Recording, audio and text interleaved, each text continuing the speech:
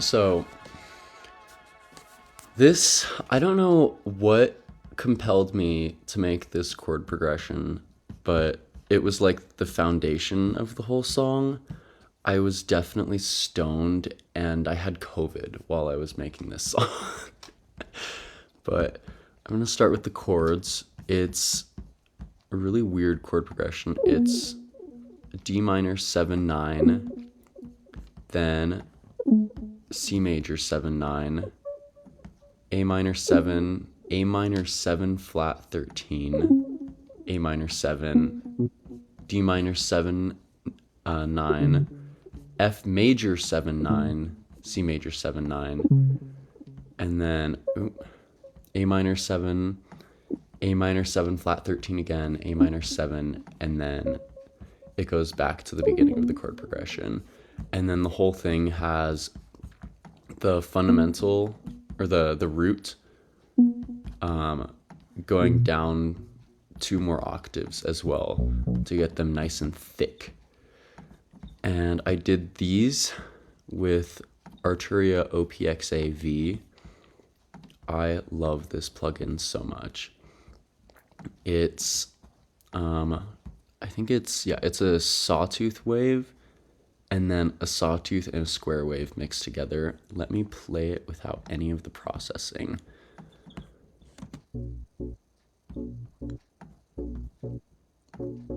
So there's some automation on here.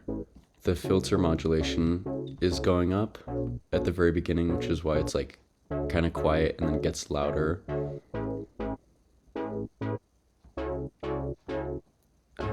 Stop. There we go. And then later on, the filter frequency goes up as well. So it gets really bright. But in the synth, we've got, the 2 oscillators. They're both in the same octave, and they're detuned by 20 cents. And there's no unison. I've got the stereo spread turned all the way up. There's just the basic voice dispersion, so they're not super analog. All of the voices aren't super analog.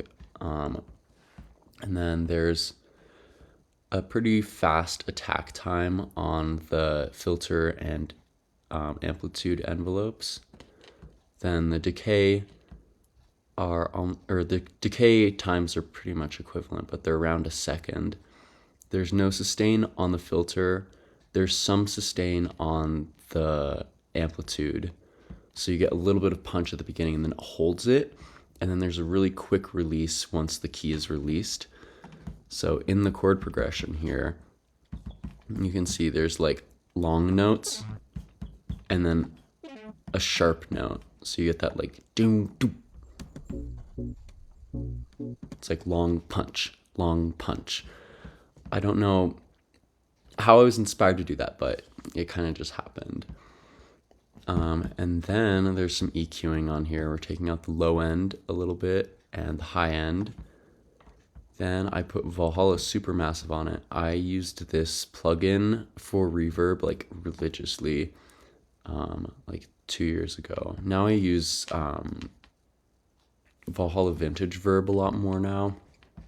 But yeah, this is what it sounds like with the reverb and the EQing. It's very subtle, but then I put a compressor on it to bring out everything, make it more punchy, and pull out the reverb tail some. Then there's a limiter on there just to take off the peaks, kind of flatten it out. Then, very important, there's a ping pong delay on it. And this is kind of a weird ping pong delay. It's not a fixed amount of time between every step. It's like 2 quarter notes and then 3 quarter notes and then 2 quarter notes and then 3 quarter notes. So it's kind of like irregular with the echoes. So you can kind of hear it here. But then I put sidechain compression on it, of course, because all of my songs have sidechain compression going to the kick to get the like pulsing, bouncing kind of feel. And then there's this plugin that I use called Track Spacer. It's kind of like a sidechain compressor where it's taking away the audio level when another source of audio is playing, but instead of taking the volume and using that as its reference of how much volume it takes away, it's looking at individual parts of the frequency spectrum, and it's taking away certain parts based on that. So if like in this case I've got it sidechained to the bass, so whenever the bass is playing, it takes out the low end of the chords.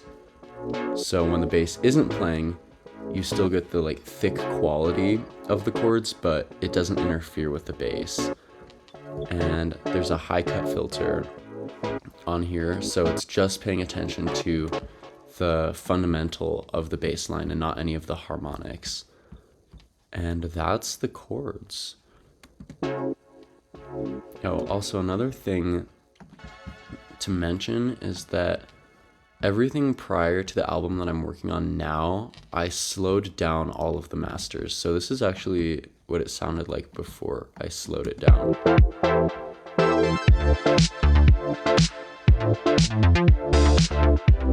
Very fast. But then it's actually slowed down in the final master, and I can kind of like preview it in Logic with this very speed thing. But I'm gonna do the mastering next, just because I usually produce with the mastering chain turned on, which that might be like a big no-no, but it helps me, so I do it. But the first thing I've got on the master is this tape cassette plugin, which I used religiously before I found, or before I bought Sketch Cassette.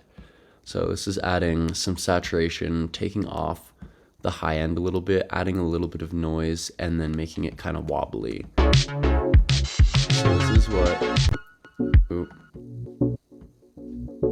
can hear it better if I play it on some of the like higher stuff. Let me play the lead with it so you can hear it. Here we go.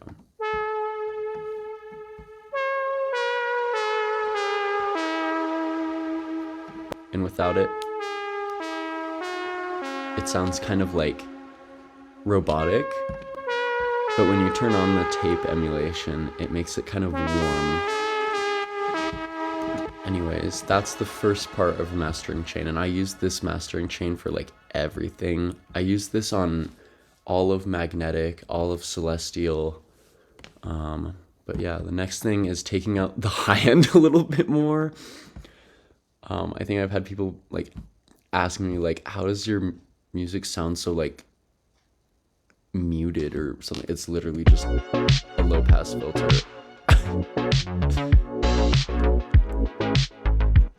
But then next is a compressor. I just used the mastering preset on this Waves Audio G Master Bus compressor. It makes everything a little punchier. And then I put a limiter on it just to get rid of the high end, or the high end, the like stray transients, just to get everything like nice and loud. But that's the mastering. Okay, I'm gonna do the bass next.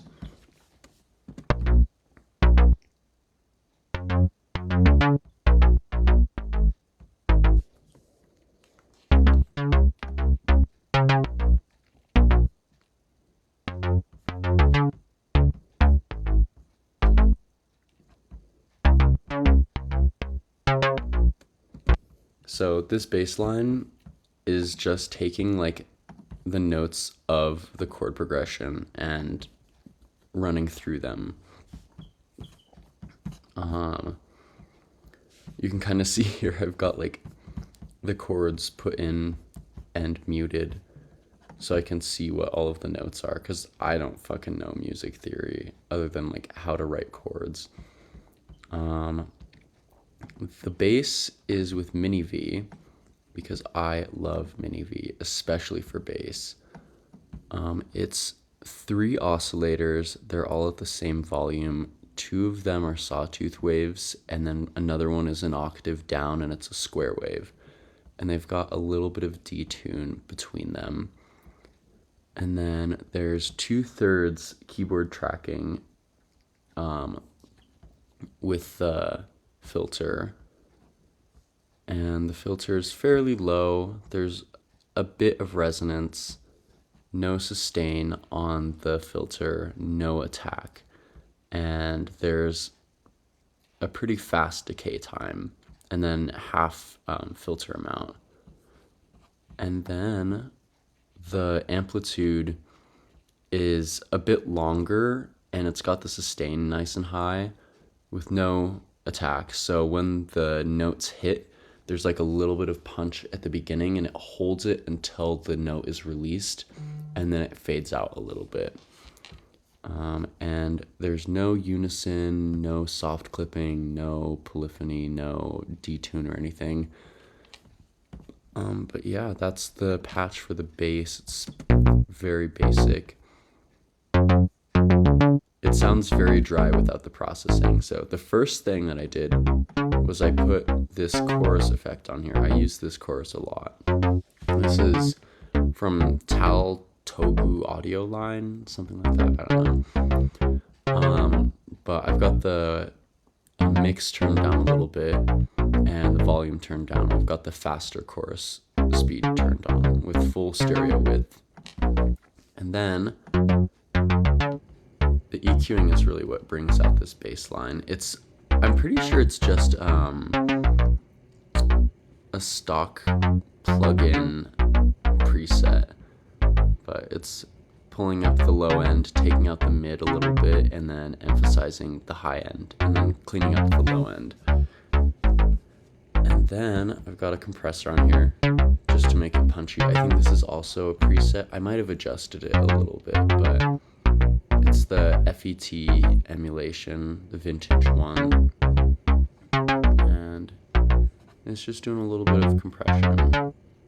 And then, of course, again, sidechain compression to the kick, because it's got to be pumping.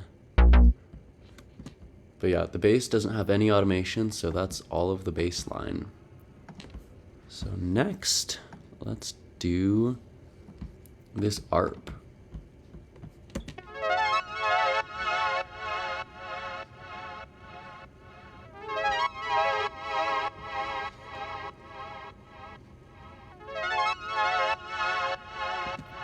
So this is just taking the chords and running through all of the notes up and down really fast.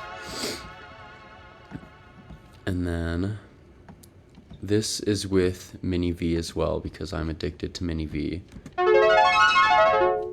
That's what it sounds like with no processing. This has 2 oscillators. Both of them are sawtooth waves. Both of them are in the same octave, and there's a bit of detuning between them. No glide, no legato. It's set to be polyphonic, but no voice detuning. And there's a bunch of voices, so they don't interfere with any of the other voices. Because the weird thing with Mini V is the filter, rather than restarting at the base of the filter envelope, when you press a new note, if the previous note is still falling, it starts where it left off and then adds onto it. So rather than being here and down and picking up here and down and reaching the same level every time, if the note is still falling and it starts again, it adds from there. So if there's 2 notes in a row, it gets really bright. You'll hear that on the lead, because that lead uses that kind of effect of Mini V to its aid. But yeah, let me look at the chat. Oh, thank you. I know, I love this synth patch. But yeah, that's the voice setup here. The filter is kind of long. There's no attack on the filter. It's all the way closed, no resonance, full keyboard tracking, and a good amount of filter envelope amount. Then there's no sustain on the amplitude. You've got the same amount of time for the decay, but this time there's some attack. But that's the patch. The next thing I did was I took out the low end and the high end a little bit. Makes it more lo-fi. Then I put this stereo tremolo effect on, and I'm using a modulator, or like a MIDI modulator plugin with Logic to change the direction of the tremolo. So what happens here is it goes across the stereo field, and then it switches, and then goes the other direction. So after that, I put on Valhalla Supermassive, of course. This is with the Andromeda preset. I forget what I did on the other one. I think this might also be, yeah. I'm pretty sure every single patch on this track is using this Andromeda mode. It has a very like slow attack time, so the reverb kind of like picks up later on, which I thought sounded pretty cool. So we've got these settings here. It's taking out the low end a little bit. I always set the warp to 50% because it makes it sound like it's actually a reverb. If you turn it, ooh, it's weird if you do it while it's playing audio, but if you turn it down, it like turns it into an actual delay instead of a reverb.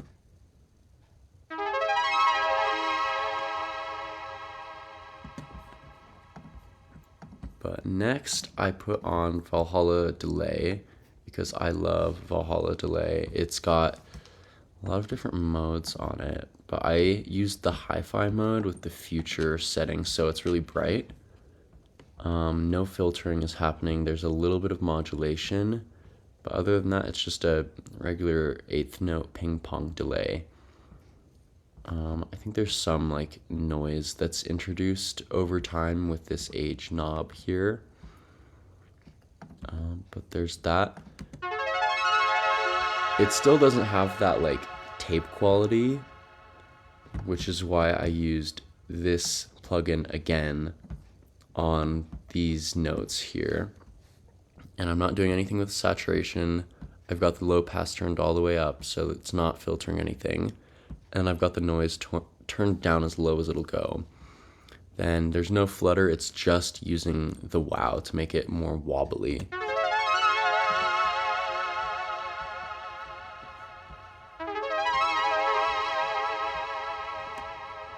And then, of course, sidechain compression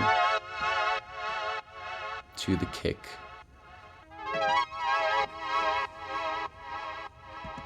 At this point, I was like putting sidechain compression on every single layer of the song, and it did not occur to me that I could group them into a group and just put the sidechain compression on that. But I thought it made it kind of interesting because I could like change the amount of sidechain compression on the individual tracks. But oh, I think, what is this? Oh, I also used track spacer. I don't know why that's on there. Doesn't really make any sense because this area here isn't even audible because of this filter, but it's there, I guess. And then there's some automation going on in this section here. These notes are like fading out, and as they're fading out, it doesn't do it at this point, but yeah, they're gone here. They take a pause for this section here, and they come back in. Then at this point here, the reverb starts to pick up a lot more as it's fading out, so it kind of fades out into the reverb.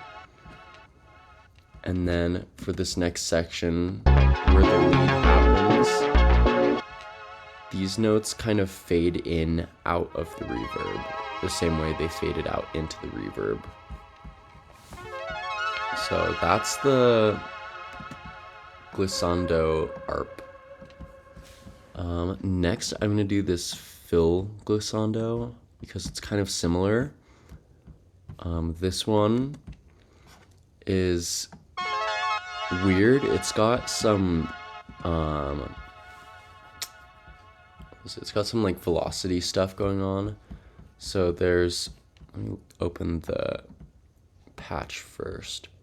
This is with Prophet V, and I'm using the VS or 5 VS mode, so I can use the automation from the velocity here, and then it adjusts the cutoff frequency of the filter and the volume of the notes.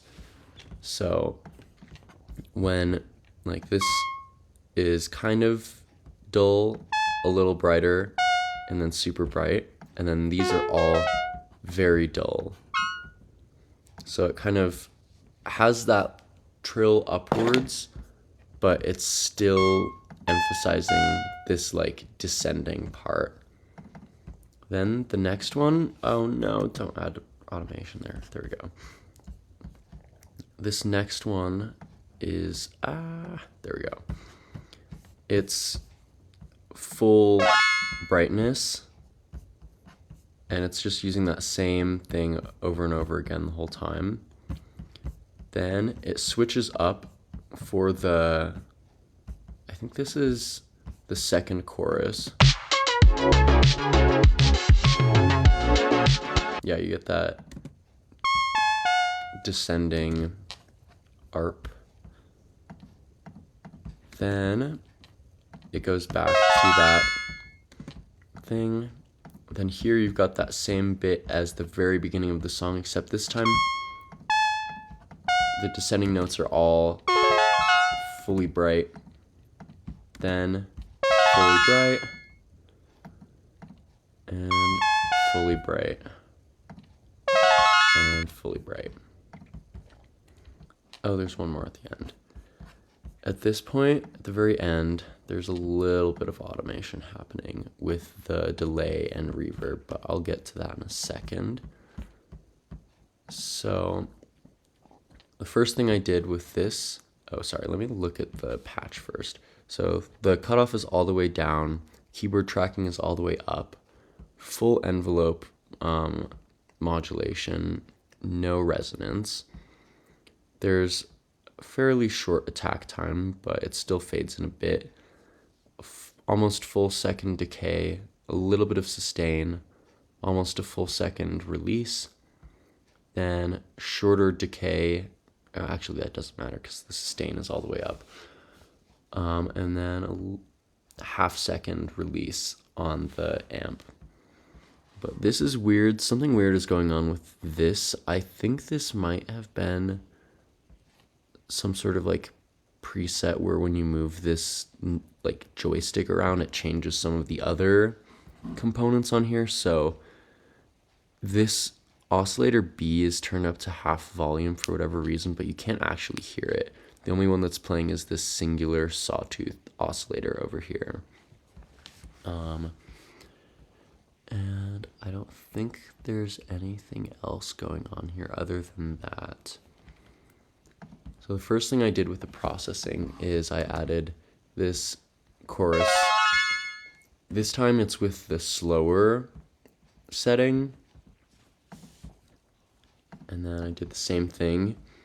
I put a low pass and high pass filter on here just to take out the low end a little bit and mute the really bright notes. Then same thing is happening here with that tremolo. But I've got the rate set to where it alternates back and forth between which direction it's panning on the stereo field. without using that modulator plugin. I don't know why I chose to do that differently with these, but that's how that ended up. Then I put Valhalla delay again. This one has a much longer feedback time, but it's the same for everything else. There's actually no filtering going on over here though. So then it echoes out. Very pretty. Then again, supermassive. This time it's the same thing, but the mix is turned down a little bit.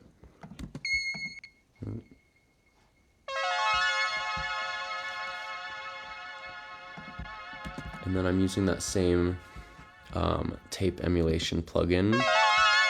This time there's some saturation on it, in addition to the wow. And then, of course, sidechain compression.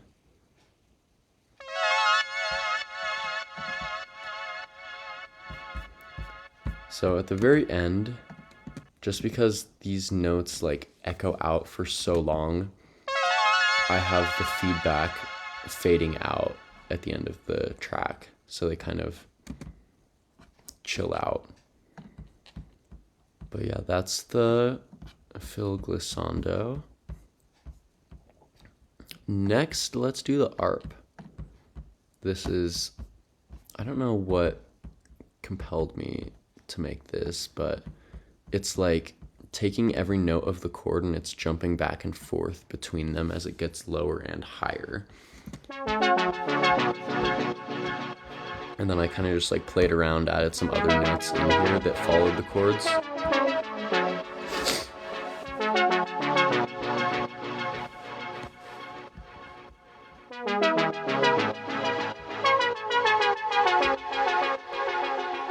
So that's the arp. There's nothing interesting going on with the velocity. It's just straight. This is with OPXAV. And this is what's going on here. There's a little bit of attack on the filter, no attack on the loudness. There's a pretty long decay and long release, some sustain on the loudness, but no sustain on the filter. Full filter modulation, it's turned all the way down, and there's a good amount of resonance. There's two oscillators. One of them is in a lower octave than the other, and they're detuned by 20 cents. And then I did, let's see, there's, I think it's, yeah, like just default voice dispersion, so not super analog. Then I did this thing with the stereo spread. It gives you the option to either use like stereo where it's like changing, I don't know exactly what the difference is, it's hard to explain, but I used the one where you can pan the voices of the synth individually. So I've got it with 4 voices and they're all alternating which ear they're playing in. So when the notes play, they go back and forth between each channel. And I think that's everything for this patch. It's also pretty basic. Then I've got a very soft high pass filter on here, 6 decibel per octave, and it's taking out the low end very gently. Then again, Valhalla supermassive because there's gotta be reverb on everything. It's the same thing as the other ones, except this time there's a little bit of filtering. Now this one's kind of weird. There's 2 layers of ping pong delay. The first one,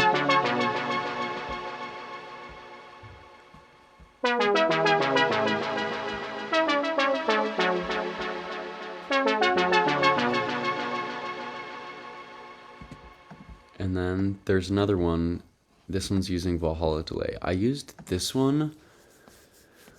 Well, normally I would use this one when I want the synths to be like brighter in all of the echoes. Like I don't want them to kind of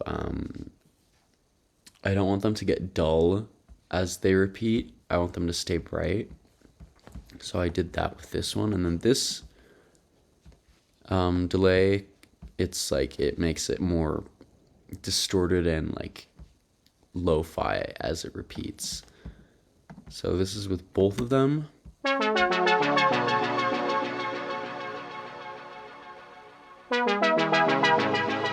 And then there's sidechain compression, of course.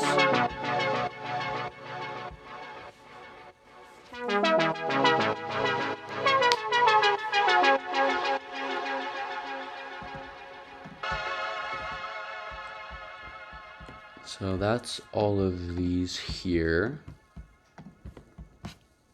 Now we've got these Juno chords that come in later in the song. And this point here.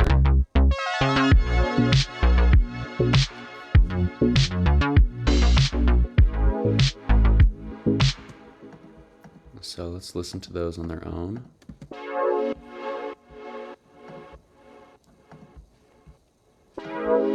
This one has a good amount of automation on it. Well, it's not anything crazy, but it is changing throughout the song. But other than that, it's a very basic patch. This is taking the chords from the beginning and it's... Oh. Okay, so there's two different variations of this. The first one, it's kind of excluding this like part where it goes up and down again. And the second one, second set of them, it includes that up-down part.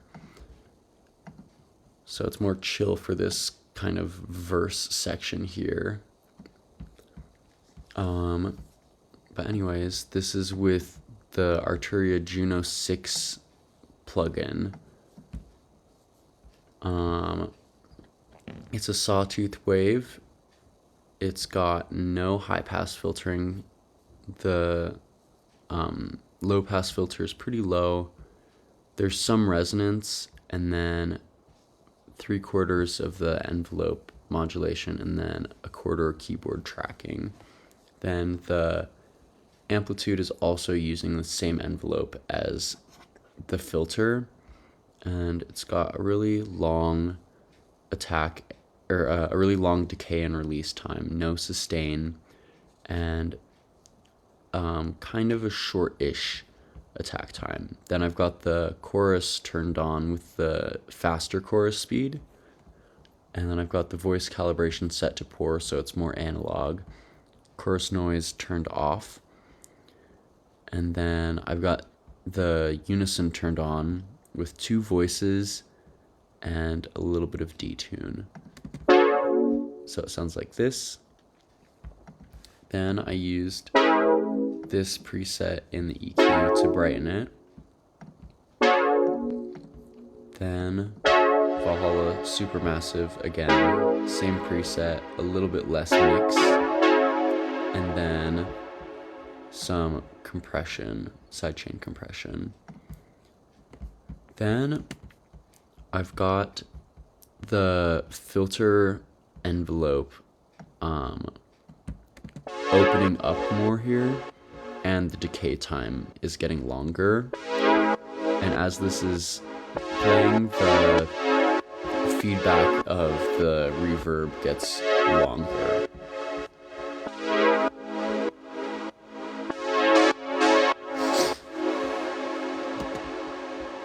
So then, by the end, it's at that brighter amount, and then it starts getting really bright and really long by the end.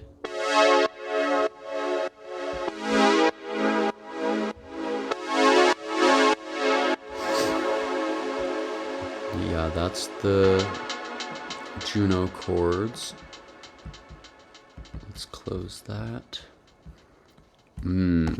Let's do the lead next. I love this lead. I think I just went from vibes. I didn't really like pay attention to anything. I was just kind of like noodling around on the keyboard, and playing to my heart's content. But this is the lead on its own.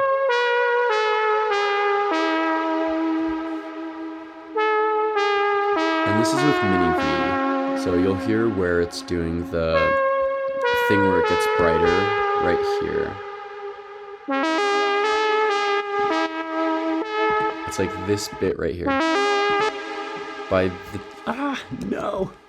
the time this note here hits, it's very bright because it's building on top of each note's envelope curve. But this is pretty basic. It's just one oscillator. And oh, I think there is another one. I thought this was the one with the noise. There's one of these that I had noise turned on. I think it was the glissando arp. I forgot to mention. Yeah, there is noise turned on that. Anyways, gotta cover all my bases.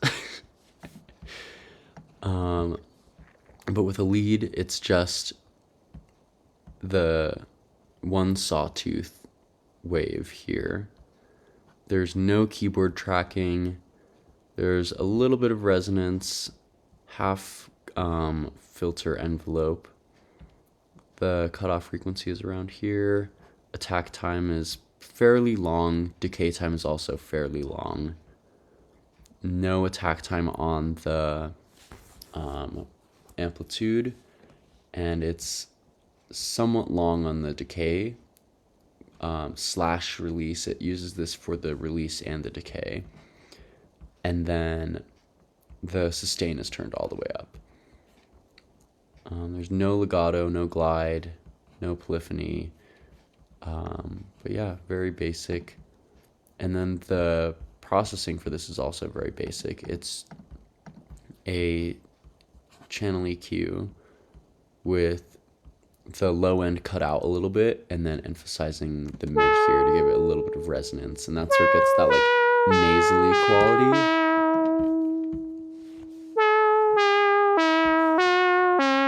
And then there's Valhalla Supermassive again. This time the delay time is set to half of what it normally was for the other ones, and then the feedback is turned up. Oh, okay, that's what's happening here. There's actually two oscillators.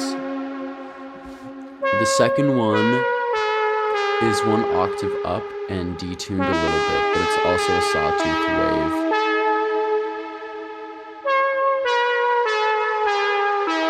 So it's joining in with the first one at this point right here. And then there's sidechain compression.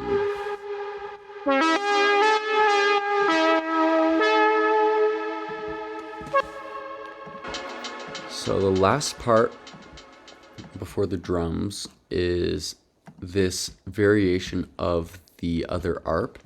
I just made this out of the lead synth and added this Valhalla delay plugin onto it. And I think I turned down the envelope amount a little bit. And this is not, the second oscillator doesn't come in at any point.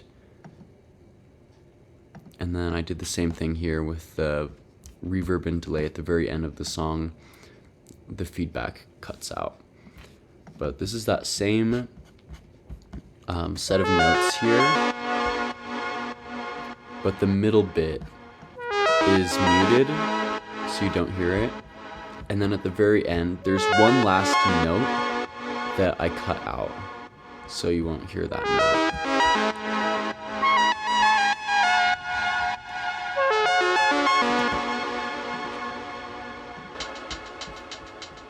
And then I always add like vinyl dust just because I love the like vibe of vinyl dust.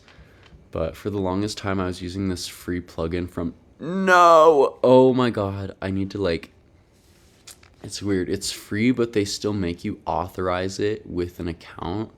I guess I haven't done that on my new computer, but I set it to dual mono mode. So there's, oh my god, leave me alone. There's two instances of it in each ear. So there's like one on the left, one on the right. and that makes it so the dust is stereo. But you can't hear it because it's not authorized, but that's fine. It's not really that important of a detail. But I have like a noise generator turned down really quiet just to make it so the vinyl effect doesn't like cut out, I guess. I don't know. And then I have the low end chopped out just because it has really like deep blips with it. But now onto the drums. I don't know what the fuck I'm doing with drums, but it's okay. This is what they sound like on their own. It's using like a drum rack kind of plug-in.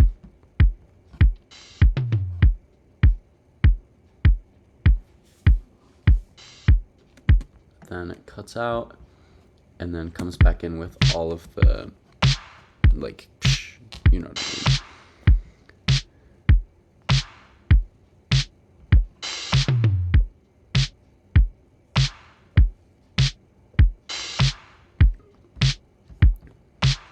So every other snare, there's a clap that hits.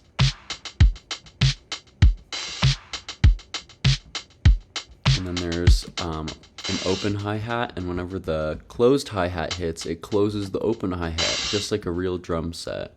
So that's kind of fun. And then there's toms that... I don't know if there's... Oh, there are 3 toms, but I don't know if I'm using all of them. I think I'm just using the high and the mid. But they're all samples from an Emu drumulator that I found online. So it's just the kick. I've got... I don't know, the filter isn't doing anything. I've just kind of like cleaned up the tail end here. But other than that, it's just as it is with this cleanup kick preset on there. I don't know. It's very chaotic looking back, and I don't know why I ever used that, but I don't know. It made the drums sound good, I guess. Then we've got the clap. The clap is... Oh, there's a little bit of enveloping on it to make the beginning of the clap more sharp. And then it takes the tail end out a little bit just so it doesn't have any clicks. And then I'm emphasizing like kind of the mid highs and the highs, and then cutting out the low end. And then there's a Valhalla Supermassive on it with the Hydra mode. So this is a much quicker reverb. It's like right at the like audio signal rather than having a delay before it starts. There's a little bit of filtering, and it's fairly quiet in the mix. Then I don't think I used the claves at any point. Let's see. No claves. So the next thing, yeah, let's look at the snare. I did not use the cowbell anywhere. Yeah, let's look at the snare. Where is it?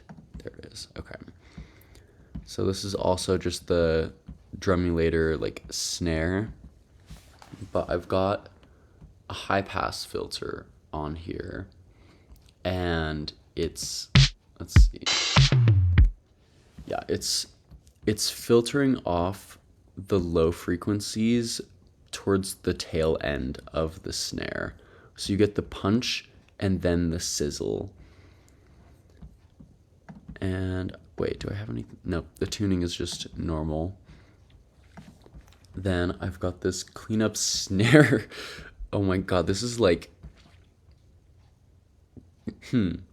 Well, if it works, I guess. But this is what the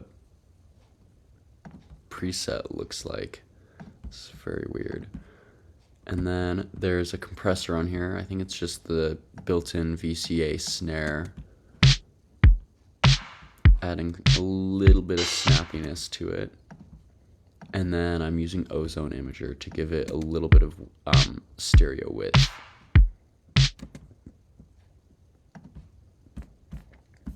So next, we've got just the hi-hats and the toms. Okay. So the hi-hat is doing some interesting things here.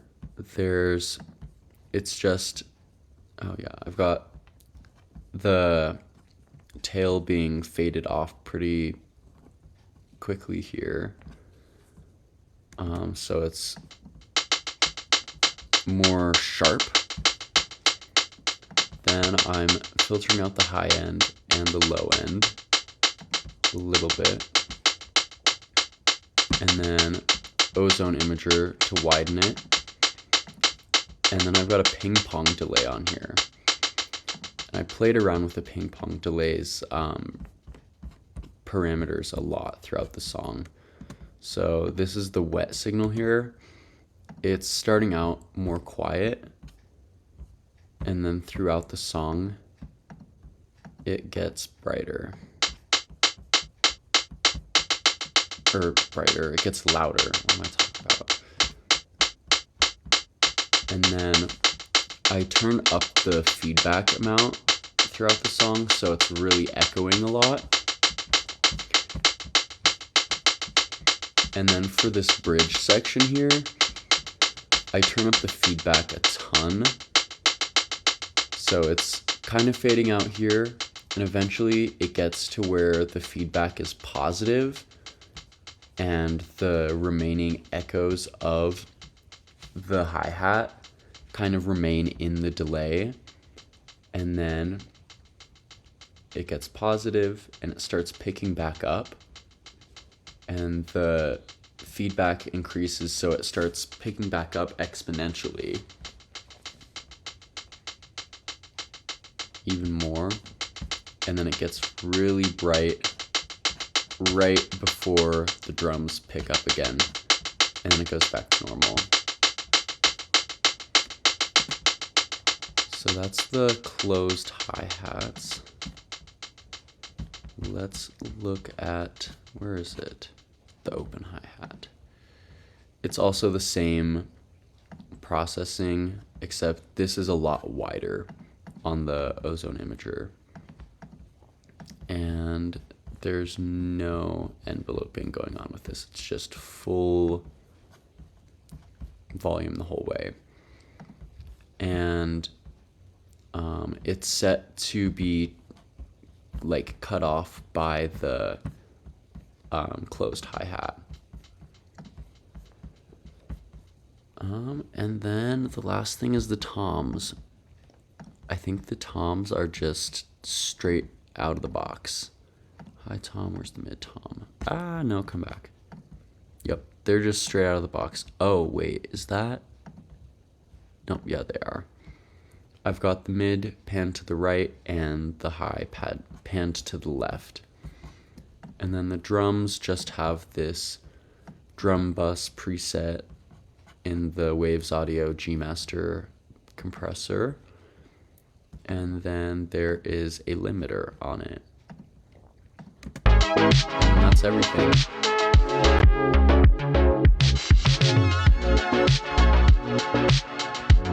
And then everything looks like being glued together by the mastering. It sounds very like without all of the mastering on it, which might or might not be a good thing, I don't know. But it got me on Electronic Gems. But yeah, that's Solar Flare. We've got all of these things here. Let me go through all of like the layers where they start and end, just so you can kind of like see the structure.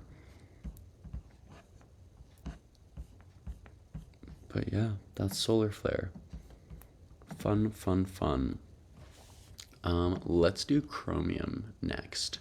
this track, I kind of like, I was looking at the cover art when I made this track. So I was kind of like using it for inspiration to create the sound. So I was like, I want it to sound cube-like. So I somehow landed on these like kind of chords. And this has got the same thing going on where it's actually faster, but I slowed it down. And then it's got the same mastering settings on it. This track has a lot of layers as well. But let's go through the chords first, because this is also kind of like the foundation of the song. This is with OPXAV. There's two square waves, and I think they're both in the same octave, and they're detuned a bit. There's some resonance and some filter modulation, and it's set to a 4-pole filter. This is what the filter envelope is doing over here. It's pretty quick. There's some sustain and a pretty long release.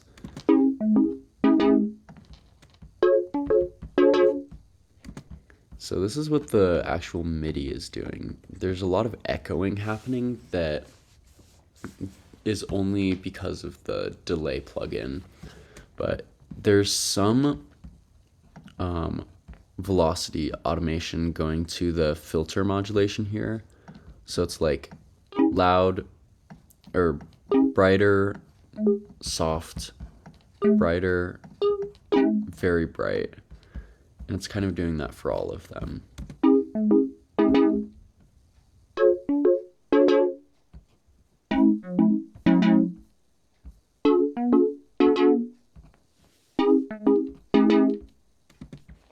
And that's the chords. It's very basic. This is playing off of a C major 7, F major 7, A minor 7, and D minor 7.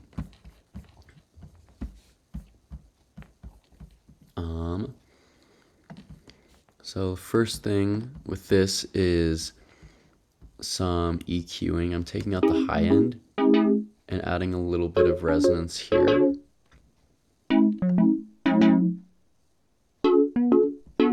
It's very subtle.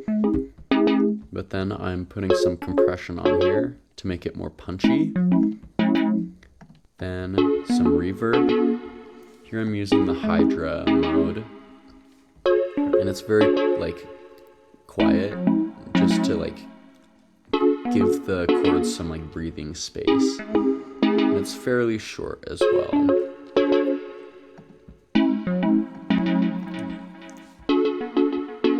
And then here we've got, oh, that's right. I forgot that I did that. There's some automation on here with the reverb mix, as well as with the filter automation. So it starts out kind of quiet, and then it gets brighter. It gets even brighter here. It gets much brighter here. Goes back to normal here. At this point, it's kind of fading in because there's other chords happening at the same time.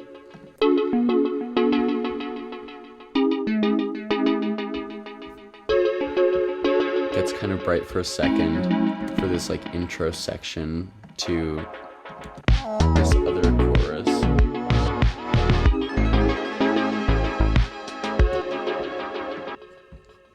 So that's that. This delay is kind of weird. There's no aging going on here. There's some modulation, a little bit of EQing. But here it's set to be an 1/8 and a 1/16 on each side. So when the note hits, it's like going back and forth very quickly between each ear. And then there's like a gap between when it repeats. But that's the delay. it's at like full, like half and half, so it's like blending directly in with the chords, which is why it sounds like it's kind of part of the chord progression. And then there's sidechain compression to the kick. Next, let's look at the bass line. This is taken directly from the fundamental, or the, why do I keep calling it that? The root of the chords.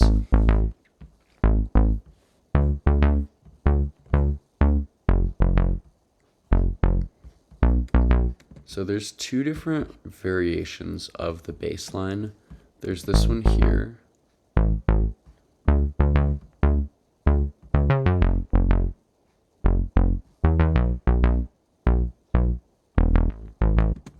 And then there's another one for the second verse.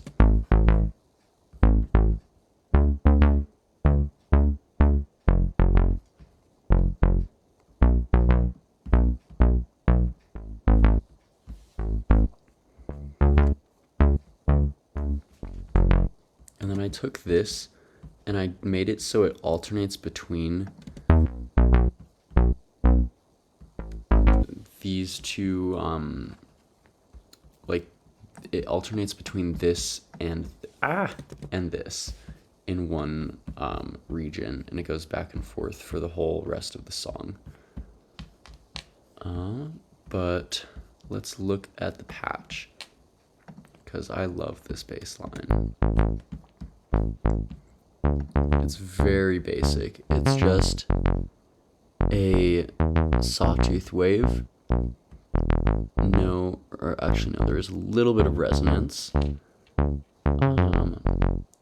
45% here. And then there's like half sustain. So there's a little bit of punchiness with the amplitude. And then there's a little bit of attack. No keyboard tracking. And yeah, that's this. In the middle of the song, a second oscillator turns on where there's a square wave in addition, and it's detuned a tiny bit.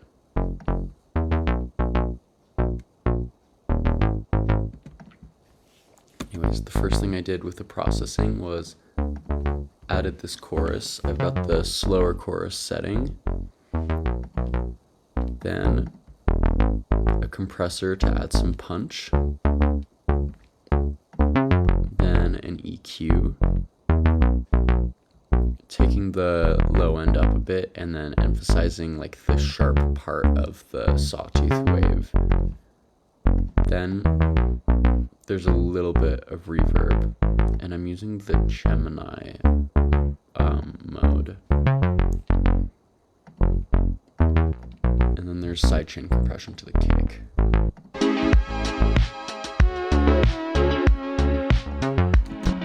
Okay, let's do some of the little fill things because they're really fun. This is an ARP 2600 preset called Chance Wheel. I think I modified it a little bit. I might have just changed like it was either the pitch or the amount of decay time, something like that, but it sounds like this.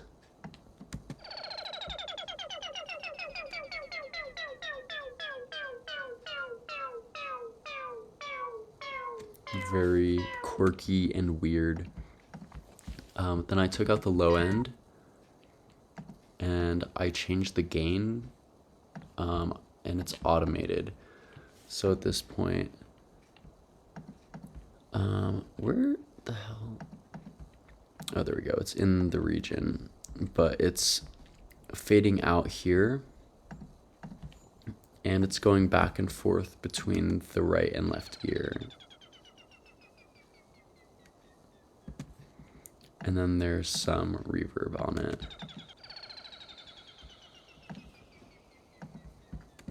And then that happens a few times throughout the song. Okay, you can turn off. There we go. Okay. what is this? Is this, oh, this is one of the, I took the chords and I just turned it into a descending glissando. And it changes a few different times throughout the song. This next one is a little different.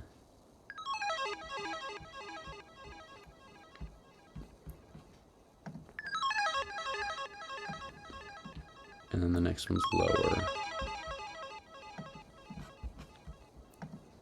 I think it alternates between those two the whole time. Is it? Yep. Higher, lower.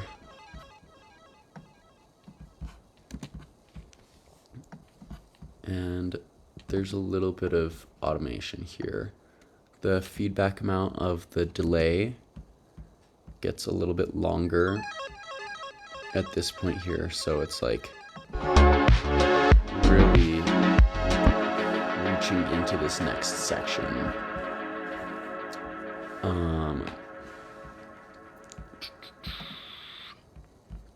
Where did that go? Oh, here we go. So this is with Mini V. It's a very basic patch. It's just 2 square waves in the same octave, detuned a ton.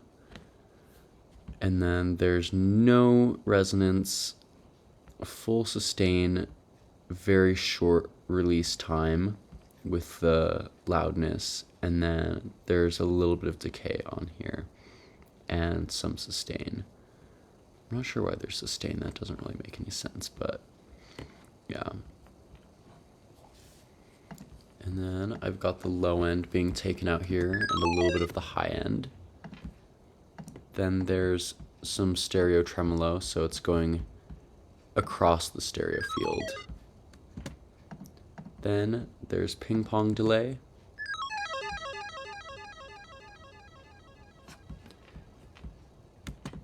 And after that, a little Valhalla Supermassive. This time I'm using the Gemini and Hydra modes a lot.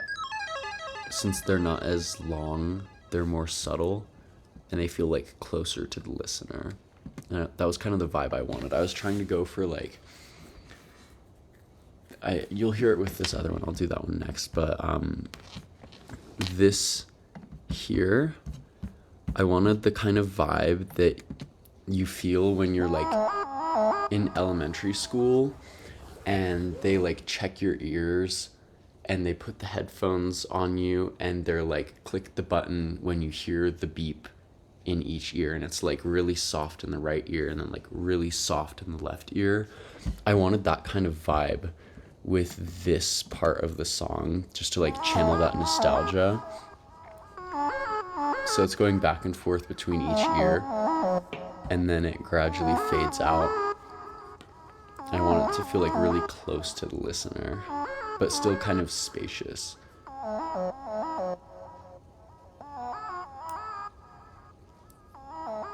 So it's getting really quiet, going away, still being there, very subtle in the background of the song, and then it cuts out. So this is using Arturia's Buchla music easel emulation, and it's using a preset called Lido M. I think all I did with this was like turned off. Oh wait, no, there is still. What the heck?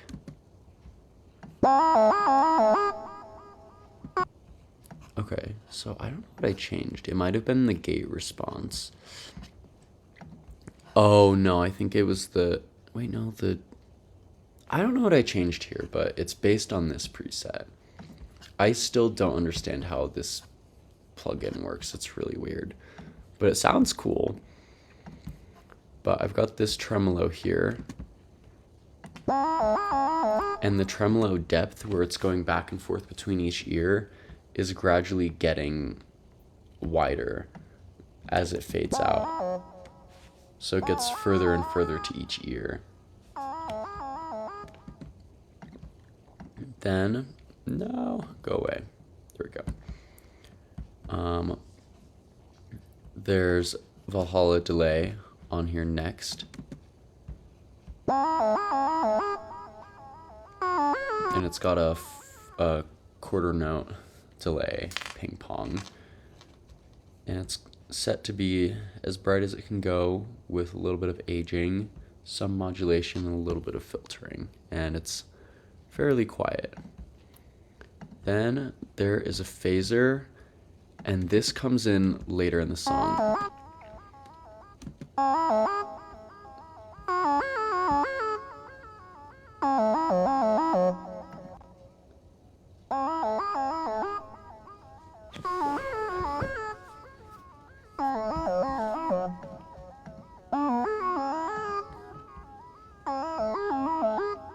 And it gets more and more intense towards the very end.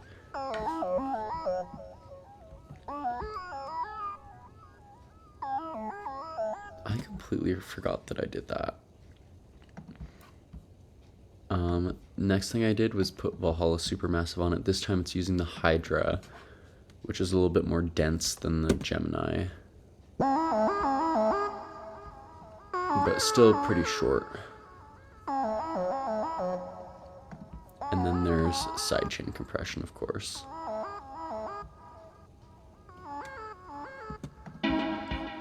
So we've got that. Oh my god, there's so many different leads and fills and things to keep track of in this song.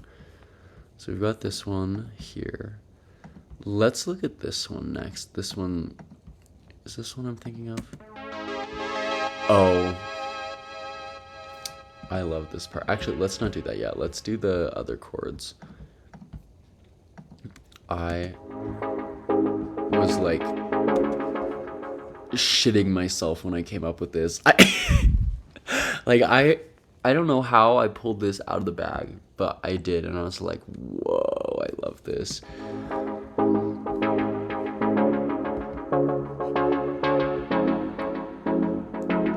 So this is the same chord progression from the beginning, but it's got the full notes on every hit, and the root is taken down 2 octaves. So there's this velocity thing going on here where it's like changing in brightness with each note.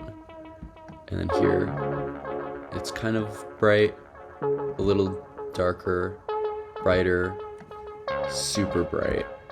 And it does that on every other chord. And then there's this part here where it comes in just at the very beginning. I have it really bright. So I brought up, I don't know which notes I copied. I copied the highest note and not the next note, but the note below it, up an octave. And then it's back to normal for the rest of it. Oh, then after that, here we go, yeah. It's just doing that with every single one of those chords, taking the highest and the second lowest and bringing them up an octave. Then it goes back to normal for the very end. So let's look at the patch now. This is with Arturia OPXAV again. I think it's the same as the other patch, but it's turned into a sawtooth wave, and it's only one. And I've got the stereo spread turned all the way up. No unison. Yeah, I think this is exactly the same as the other one. But that's what's going on here. Pretty basic. And then the filter modulation is changing throughout the song. Gets brighter here. Super bright here. chills back out, picks up and gets really bright again here, and it goes back. So the first thing with this is, what the hell is that? That's really weird. I don't know what this is, but it happened here. This is what the EQ looks like. Oh, I think I was trying to do some like weird thing where I like EQ out certain notes. I don't know, but that's what's happening here. Then there's a compressor just to make it more punchy again. Then a Hydra Valhalla Supermassive. Ping pong delay, same thing as the other chords. And then a sidechain compressor. And then there's a phaser on here.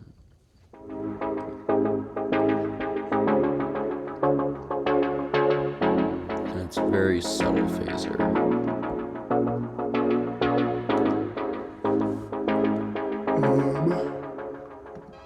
But yeah, there's that. Let's do some of these fills next. So this is like the first one that comes in. Oh, this is the chords. It's like a Juno thing.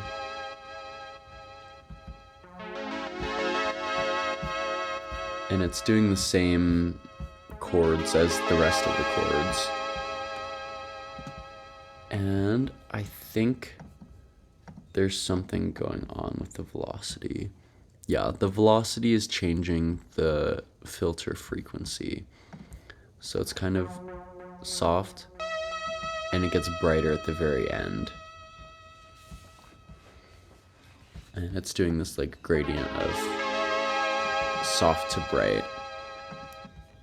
So this is what it sounds like without any processing. Pretty cool. It's very basic. Actually, no, it's not as basic as the others, but it's still pretty basic. There's poor voice calibration, so it sounds more vintage and analog. I still have the chorus noise turned on. That makes sense why there was like weird noise in the background. Okay, well, I've got the faster chorus turned on here. There's two oscillators. There's the sawtooth wave and then there's the pulse width wave, and I've got it modulating with the LFO over here. And then there's a little bit of resonance. Actually, there's kind of a good amount of resonance on here. And then the frequency is fairly low. And then there's no keyboard tracking. There's a really long decay here. And that's for the envelope, or the filter envelope. And then the amplitude is using this really long release full sustain envelope up here. And then that's the patch. Then I took out the low end and the high end as I usually do. Then added Valhalla Supermassive with the Gemini mode. Then there's a ping pong delay as well, going back and forth. Super long. And then there's a phaser as well. But the phaser is only for the very end of the song, where it starts to kind of like come in very subtly. And then there's sidechain compression. Next, let's look at this.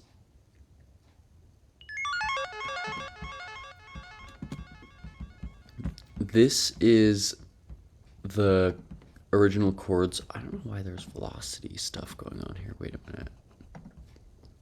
Is there anything? Okay, yeah, no, that was just me being weird.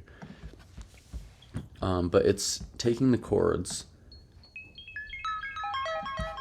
and it's skipping a note, playing the next note, going back a note, skipping a note, going back a note, skipping a note, going back a note, and going through the whole chord progression, or the whole first chord of the chord progression. And it does that for all of them. The second one here, I had it take the whatever chord was playing at this point and do the same thing with it.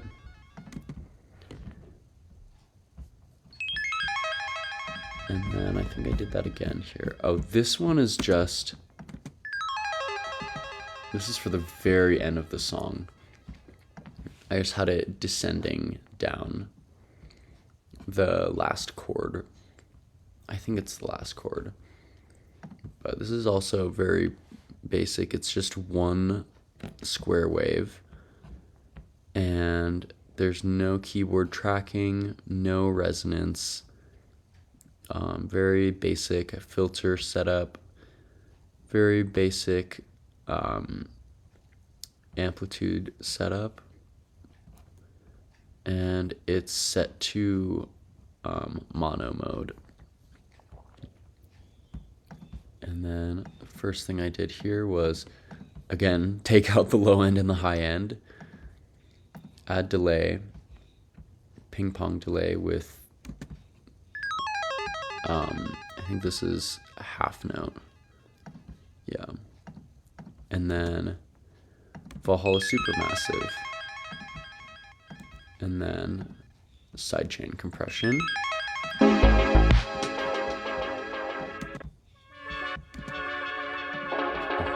That's another thing, another can of worms to open. Because we did this one, right? Oh my god, my bird is screeching. He's so angry. Okay, I hope we did that one. I think this is the last of those kind of fill things. This one's interesting. This one's like very atmospheric. You can like barely notice that it's in the song. And there's a lot of sidechain compression on this one.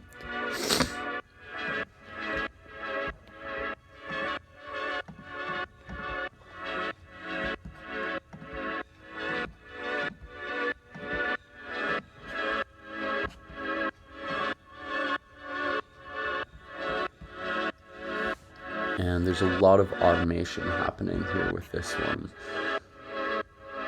It's funny how I've got like the most shit put into like the part that you're not even going to really hear. But it does add to it because it's like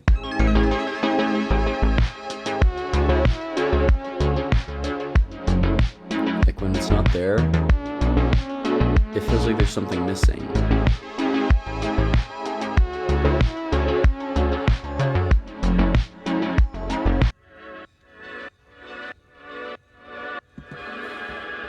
So anyways, let's break this down.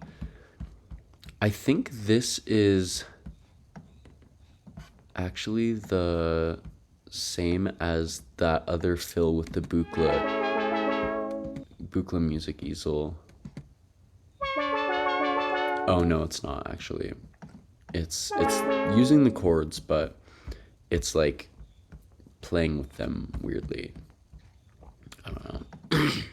But this is using the Oberheim SEM emulation from Arturia. And it's using 2 sawtooth waves, and they're detuned a bit. They're also in separate octaves. And there's no sustain, long attack time, long decay time for both the filter and amplitude envelopes. There's a lot of resonance here with a low pass filter. And that's all it is. It's polyphonic with 8 voices, so all of the notes kind of blend into each other. Then, oh dear God, what is this?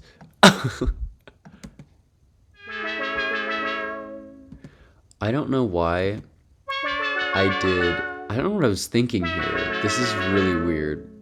This is what the EQing looks like. Then there's a bit crusher on it.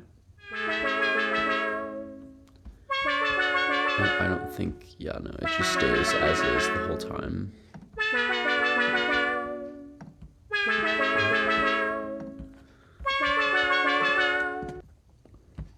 No, this is really weird being back in Logic because I don't use Logic anymore. I use Ableton. I added this delay afterwards, and I'm using the digital delay so I can add, I think it adds down sampling to it. It keeps it really bright, but I can still add modulation to it. So it gets kind of like woozy as the notes repeat. Then I added Valhalla Vintage Verb. And yeah, the Vintage Verb is turned up super, super high. It starts out more soft, and then as it reaches this like climax moment here, it gets really, really spacey.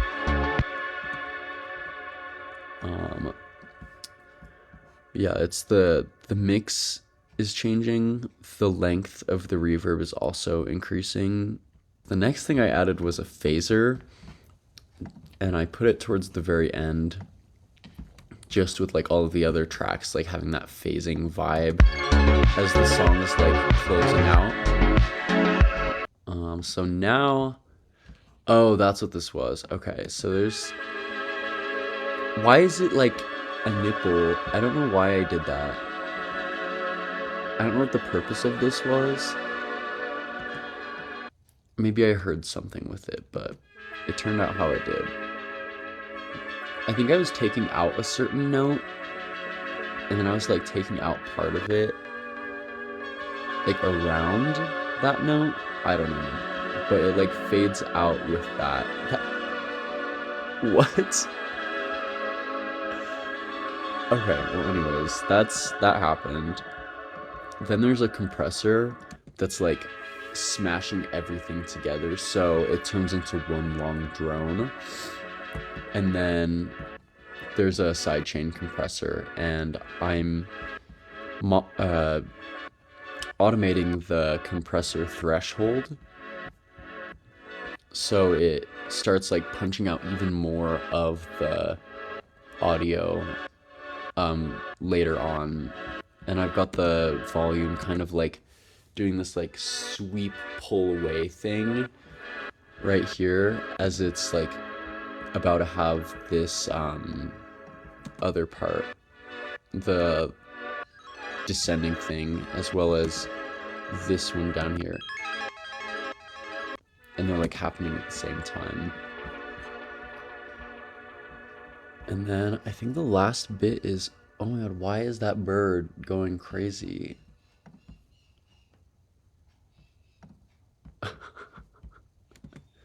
Okay, anyways, I also added this chord thing in towards the end to kind of like emphasize that like push and pull of the song. And it happens one time here, leading into this part right here, where it's kind of like building up more and more.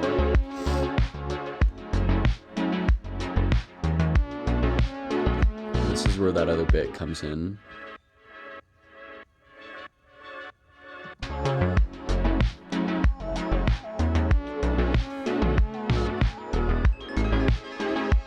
And that's where it kind of like emphasizes that intro part here. And then this like swelling chord thing comes in. So I'm gonna break down this swelling chord next. You can hear all of the other parts are like starting to have like the phaser on them. And of course this one also has a phaser on it. So it starts out just like vanilla here. And then this is also just like the chords from the main chord progression, but with the root duplicated down 2 octaves, and it's just alternating between them.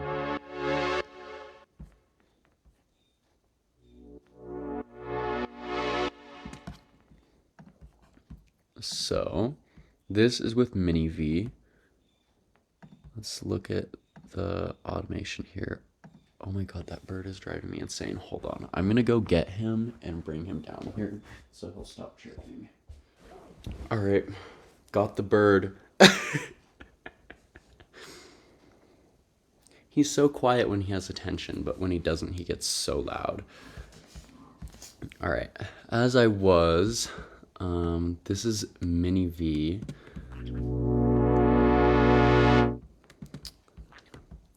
Yes, you're a very pretty bird.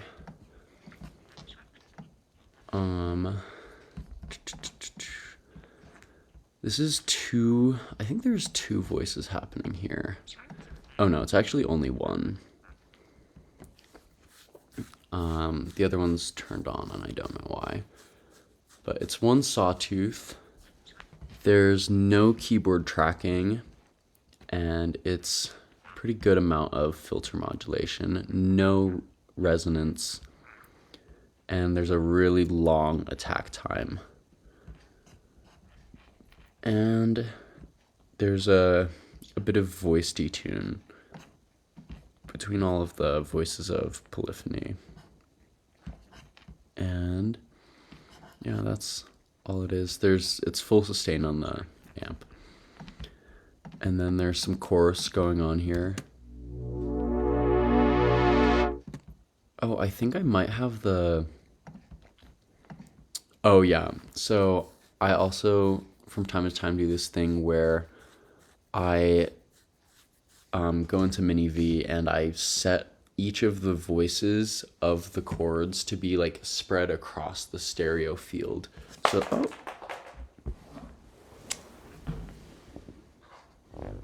that was weird.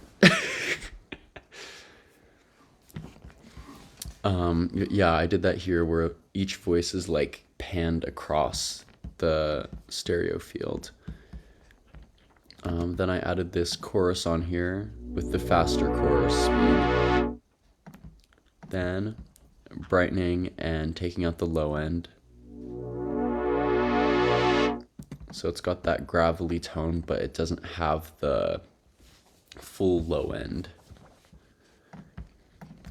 Then I've got Valhalla Supermassive with the Hydro preset. So it's kind of like short. That's the word I was looking for. It's a little bit short. Not super long, not super short. Kind of in between, but very wet. Then I put a bit crusher on it. You don't hear this bit crusher until later on when it starts coming into the chords.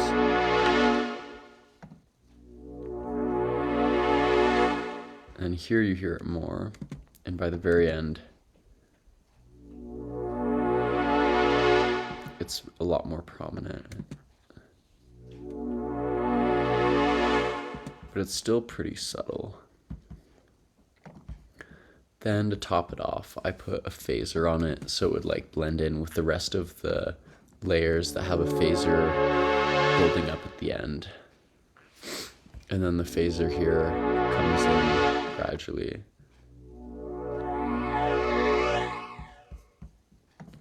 And then at the very end of the song, as the outro's happening,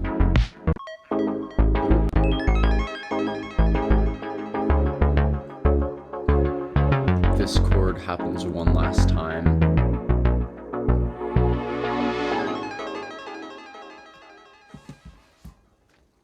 And then there's also sidechain compression, because there's gotta be sidechain compression. And I think that's all of the synth layers. Oh no, I lied. There's one more. I don't know what synth I did this with, but it's a physical synth. Oh, right, this part. I can't believe I forgot that part.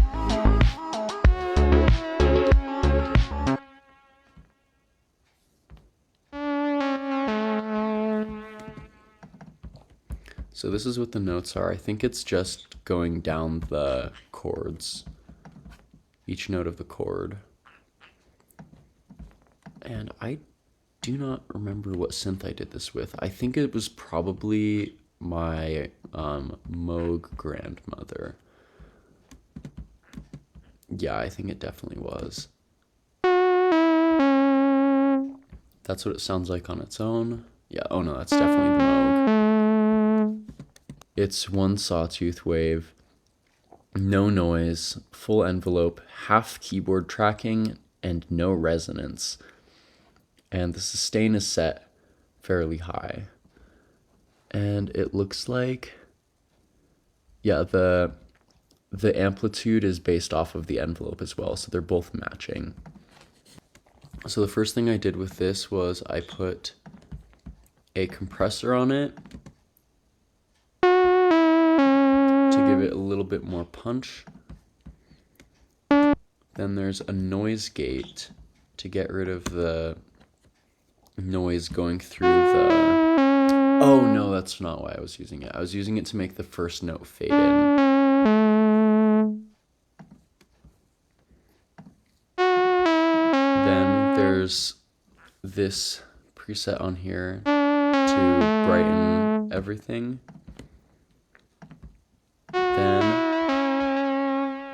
same 8th, 16th, like weird delay from the other chords on here. There's a little bit of aging with the color, so it kind of like, let me turn it up so you can see what it does. It gets kind of grainy towards the end, whereas when you turn it off, it's not really grainy. Anyways, we'll go back. There's a lot of filtering going on, so it's taking out the low end a ton with the delays. And it gets really thin. Then Valhalla Supermassive, again, this time I'm using the Gemini mode. And it's nice and long. Then sidechain compression.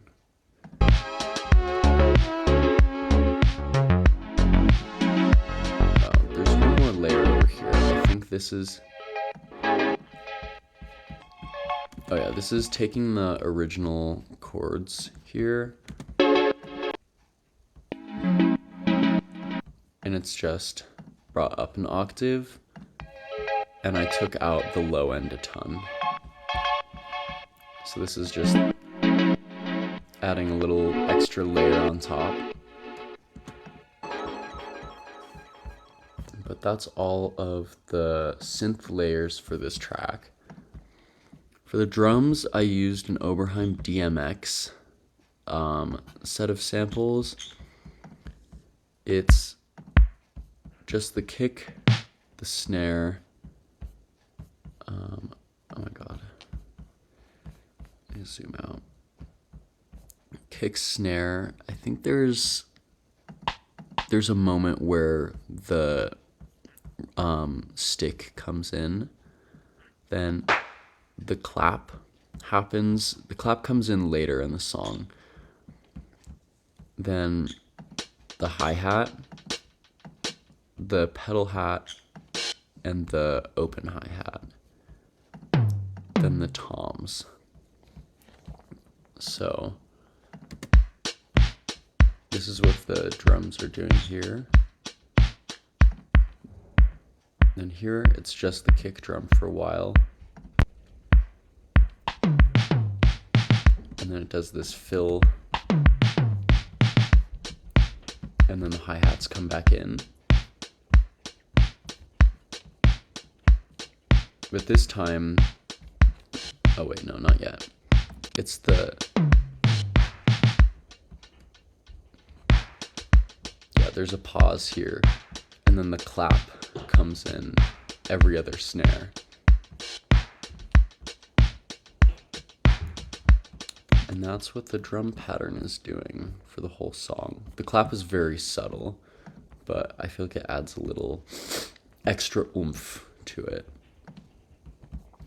So the bass drum here, I think, I don't know why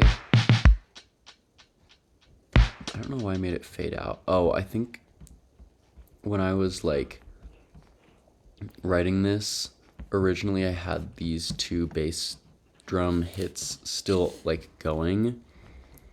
So it would like trigger the sidechain compression while they weren't playing, but I didn't want to actually hear the notes, but I think I just decided to not have the sidechain compression happening. Anyways, this is what the bass is doing. It's that same kick preset from Solar Flare, and I think I used, yeah, this built-in preset on the compressor. There's very little going on here. I think I retuned the kick a little bit so it would like not interfere with the bass line. And then there's a little bit of fading out at the end, so there's no click. Then for the snare, let's see, which snare did it use? It's this one, okay. So this snare has a lot going on. I made the beginning of it fade out a little bit so it's more soft. And then there's an envelope making it more sharp, taking out the tail end, and then it's tuned down a little bit. Then I used this preset on here, or it's not preset, this plugin. It's like a downsampler thing. It's supposed to make it sound like the downsampling like artifacts on the Emu SP 1200, I think that's what it's called. It's like a sampler thing, but when you like change the tune of the samples, it causes these weird like downsampling effects. But this is what it sounds like without it, and then with it. So it's very subtle. I think the mix is turned down a little bit, but let me like. It kind of like softens the sound. Next, I use this cleanup snare preset. Then the snare medium preset in this plugin here. And then I put ozone imager on it to make it a little bit wider. And then I put a limiter on it to make it a little bit louder. Then, after the drums, let's look at the hi-hat. So this hi-hat has, wait, where is it going? Oh, I have a hi-hat bus channel going on here. So the hi-hat and it was only just the closed hi-hat. Oh, that's weird. Anyways, it's being panned back and forth between each ear and then spread a little bit. You can kind of see it like going back and forth between each ear with this visualizer. What?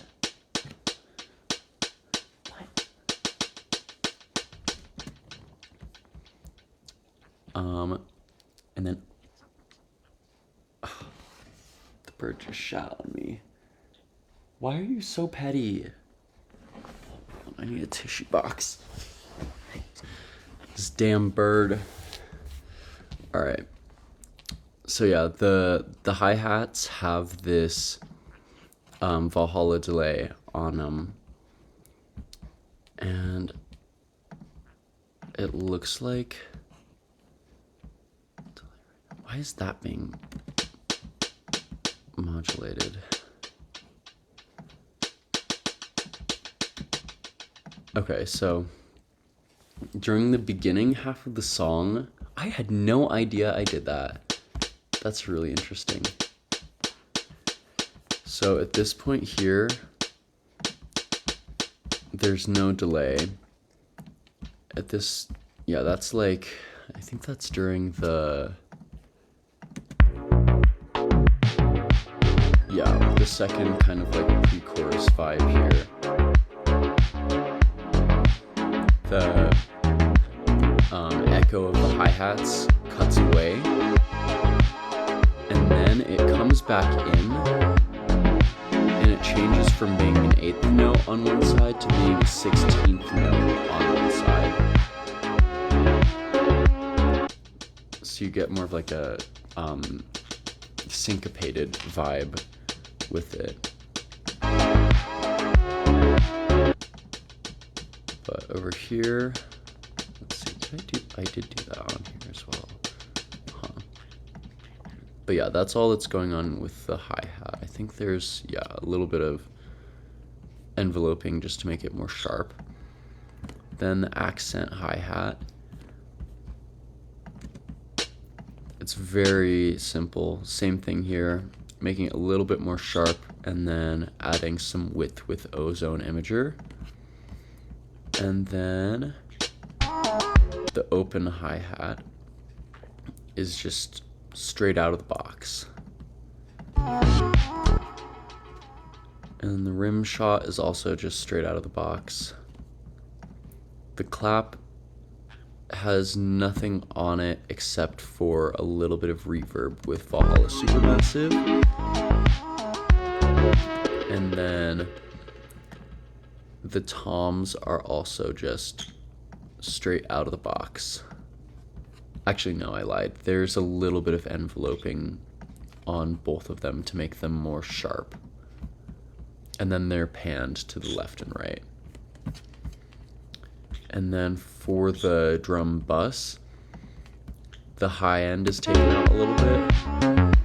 So this is what it would sound like before everything. It's very crazy. I take out the high end, compress it with this drum bus compressor, and it sounds a lot more clean and put together. And then the entire thing has a little bit of Valhalla Supermassive on it, plus a limiter. But the limiter doesn't really do much. It's kind of just there for my own peace of mind, I guess. I don't know. But that's all of Chromium. I went through like 3 different names with this song before I landed on Chromium. It was kind of ridiculous, but I like what it ended up as. So that's Chromium. Let's do alignment now. So this one, oh god, okay, wait. This one's not super complicated.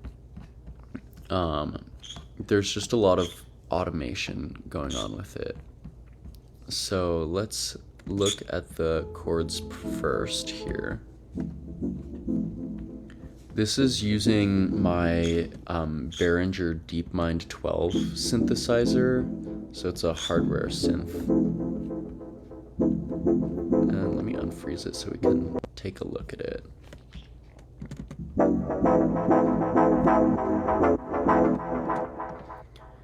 So I have this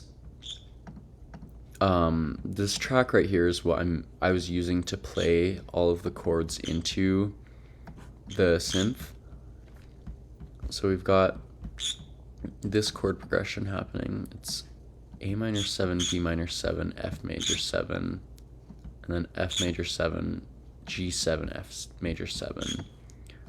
Then it's C major 7, A minor 7, F major 7, going back down that same kind of thing, but with a different first note.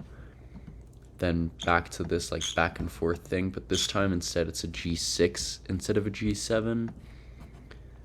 Then over here, oh god. Yeah, D minor 7, D minor 7, F major 7, back and forth with the F major 7. This time it's an F instead of a G7. Same thing as the other one back down here. Same ending here. And the whole time that's happening, that's like the chord progression for the entire song. It's being like automated. I think this is changing just the filter, but I was using the mod wheel to do it. So this is like the mod wheel track going back and forth. So when it gets lower, it's getting brighter.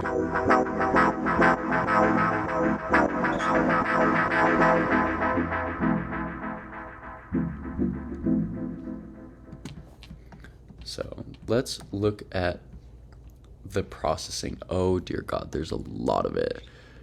Okay. So this is what it sounds like on its own.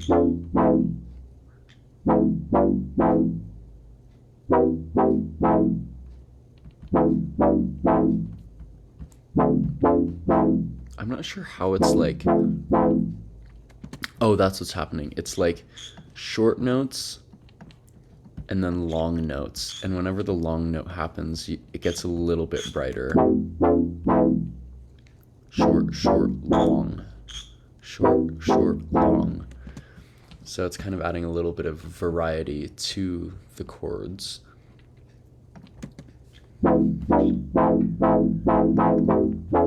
Oh, and then that's what's happening here. For this other section here where the chorus happens, the notes just keep repeating instead of just being the first three.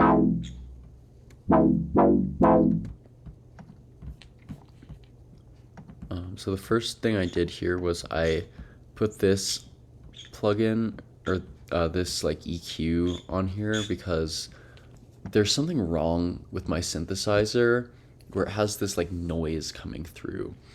And it's like this like piercing whining noise. So I EQ'd the noise out using this. Then I put a noise gate on it so the background noise would go away. Sydney, what are you doing? Do you want to run around? Is that what's happening here?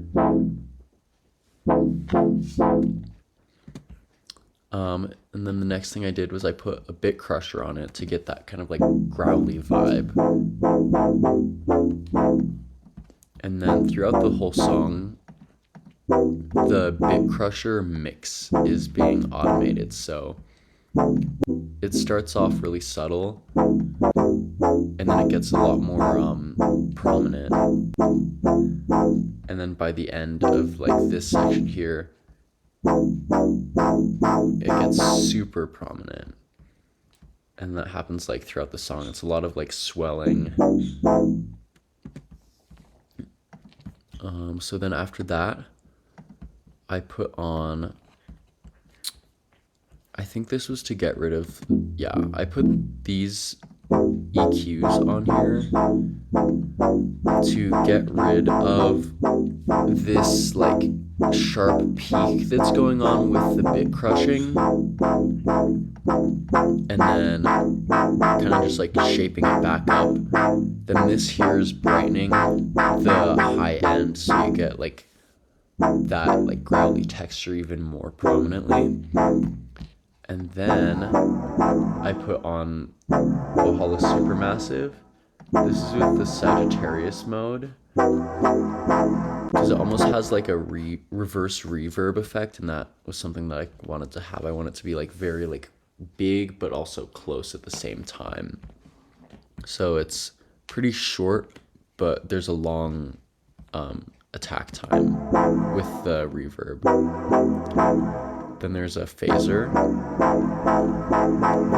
and the phaser changes throughout the song. So it's kind of like chilled out here, and then the feedback of the phaser increases throughout the song, and then the mix of the phaser also increases, so it gets really wobbly here. Then it comes out of the phaser again, does the same thing, going back into the phaser.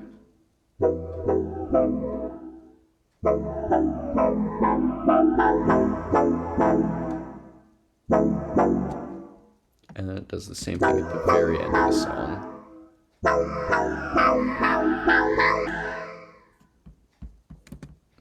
That was weird.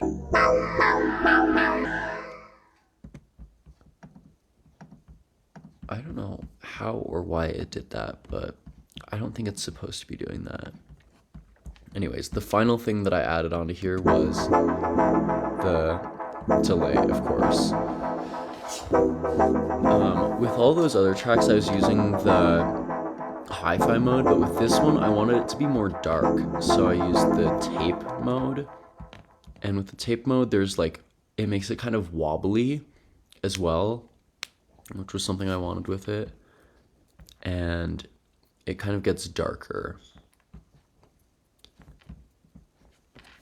Sydney, what are you doing? What are you doing? Come here. Ow. Hey! I just got attacked. Jeez.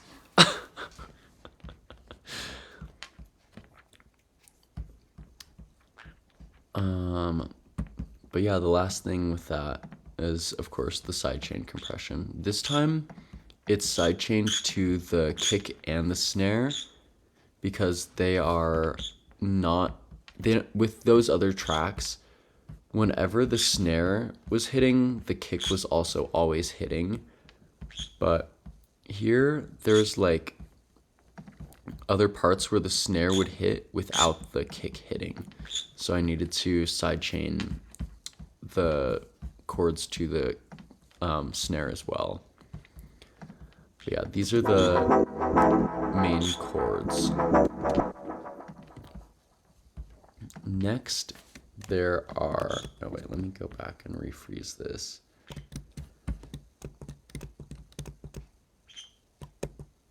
Okay. Next are these like pad chords. No. Whatever, I don't need to freeze it. They kind of like fade in from silence.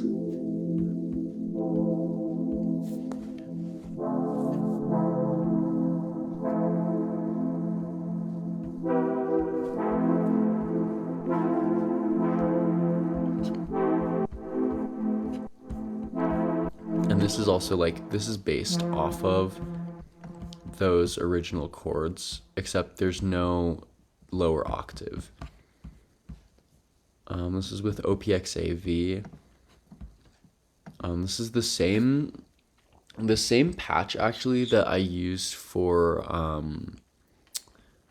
the like intro chords on Magnetic. Fun fact. But it's 2 sawtooth waves with a fair amount of detuning between them. Both oscillators are turned up. It's a 4-pole filter with a good amount of modulation. There's some resonance on it. And then the filter frequency is turned down pretty low.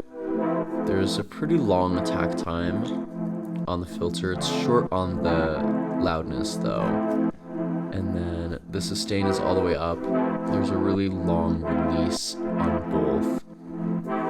And then the sustain is at halfway on the filter. But this is what it sounds like on its own.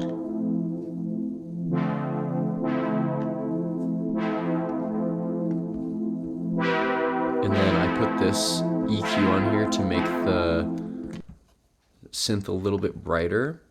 And then at the very beginning, this filter kind of like fades it in. And it does that in the bridge section here as well.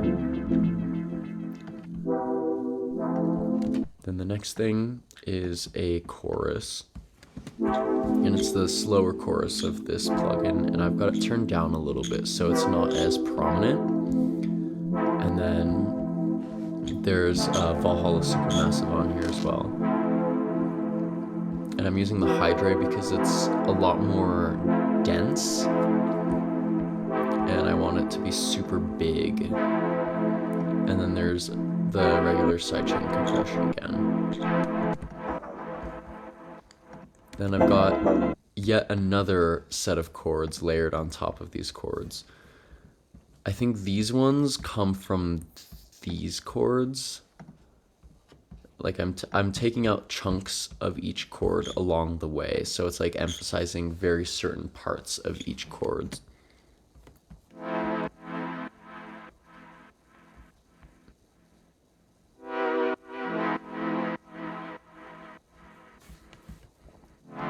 So these are really simple with the automation. There is no automation. There's very few chords going on here.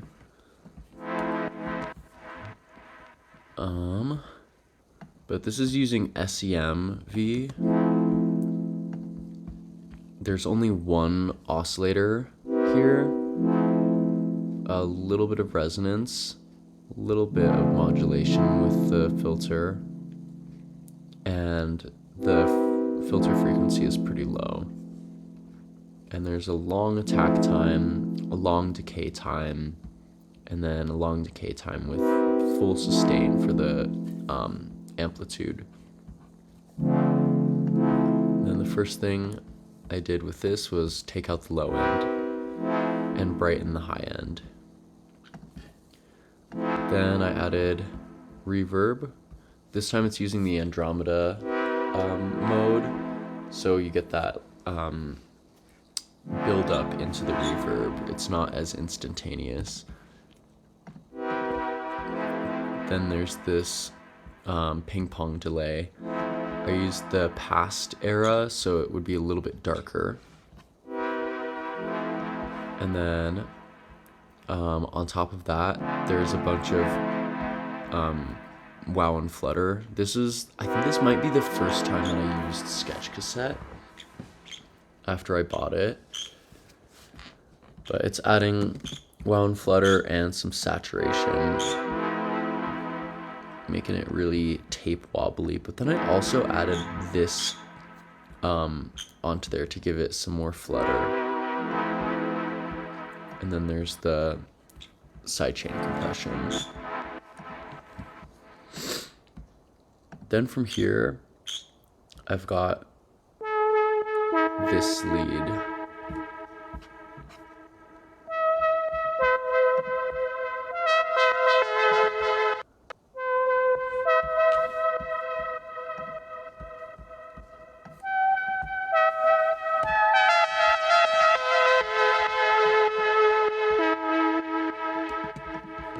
So this is using mini V, and you can tell because when the notes play closer together, they get brighter.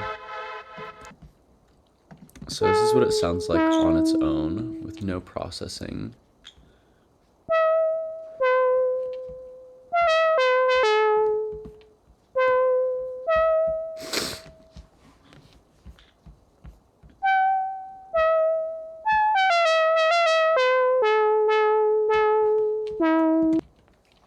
And I think this was kind of playing off of the chords a little bit, but it's not super glued to them. This is just one singular sawtooth wave, but I think, oh no, another one doesn't come in. So yeah, it's just one sawtooth wave, no noise. There's no keyboard tracking. There's a little bit of resonance on here, a little bit of filter envelope. It's not as high as some of the other elements that are in other songs, so it's more soft. There's a good amount of attack time, fairly long decay time, and then full sustain for the amplitude, and a little bit of release, or a little bit, what am I talking about? That's, yeah, about the same as the filter. So pretty basic. And then the first thing here is emphasizing that like nasally like part of the spectrum and getting rid of the low end. And then adding reverb with the Andromeda mode of Supermassive. Nice and long, good amount of mix so it really blends into there. And then Valhalla delay. And it's not as wide with this.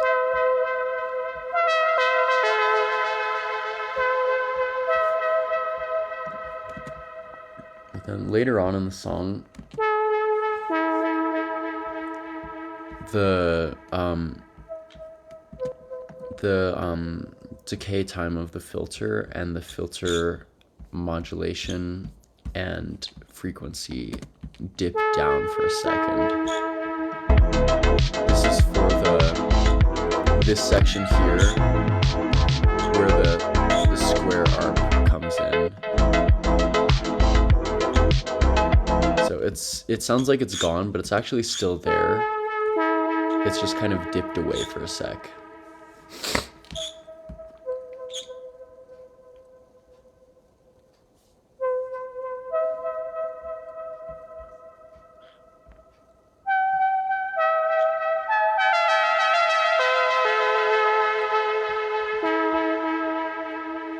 And now it's like actually gone. It comes back for a little bit just to close out that section. And then there's, yeah, sidechain compression. Then next, there's this copy of that lead, but it's with, oh wait, what? Oh, this is a different variation of the lead.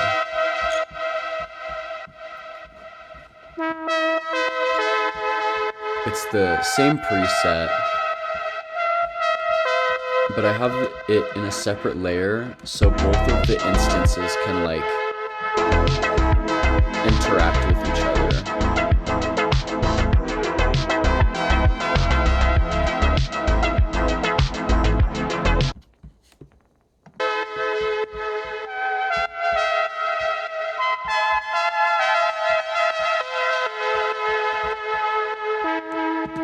So yeah, there's that. There's two of those.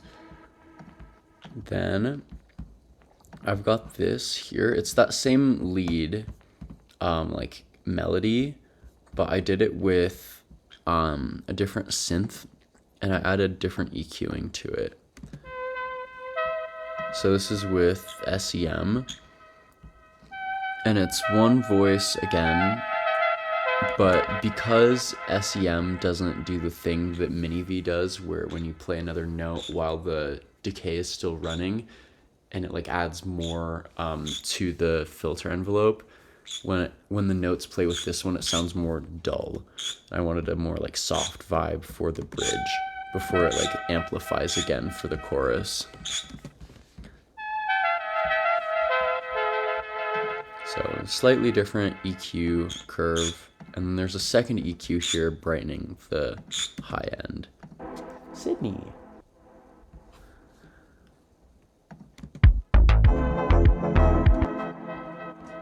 Oh, I didn't do the bass line yet. Let's look at the bass line. Where is the bass line? Oh, here we go. So the bass line is with Mini V again. I think this might actually be the same bass as, yeah, this is the same bass from Solar Flare.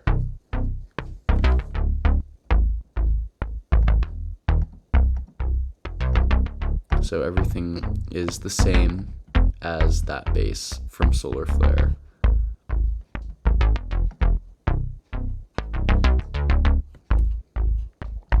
And it's kind of based off of the bass. Anyways, it's based off of the chord progression. But yeah, that's the bass line. There's no automation with it. It just maintains the same the entire way throughout the song with a few gaps here and there. Next thing is this fill. This is also the same as the one from Solar Flare. This is the same as the one with the Prophet V.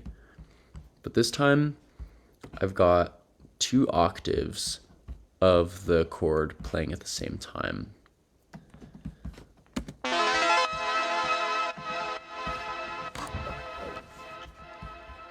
And that happens a few times throughout the song.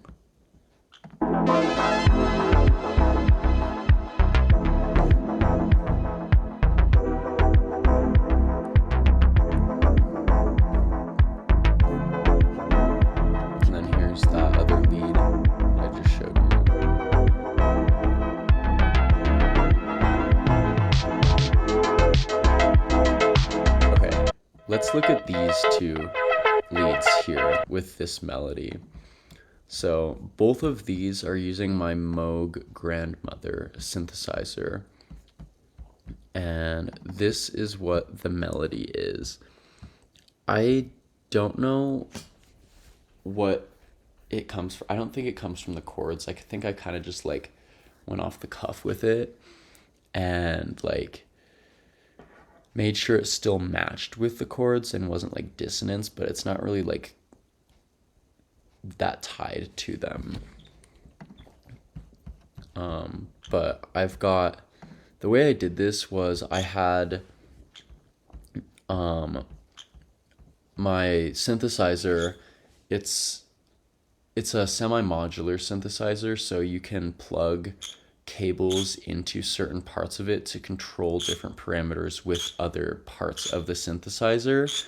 And I connected it to another piece of hardware, my Arturia KeyStep Pro, which can control one of those parameters with this, with like its internal like mod wheel. So I used the aftertouch. That's what it was. It can control different parameters using its aftertouch. So I modulated the aftertouch here and used that to change the filter envelope amount on the synthesizer, and then I recorded it from there. So it's like more dull, and then over time it gets brighter and brighter.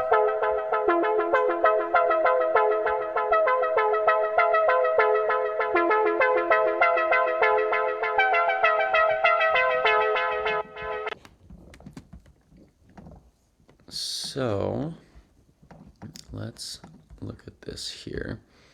There's also on top of that a filter.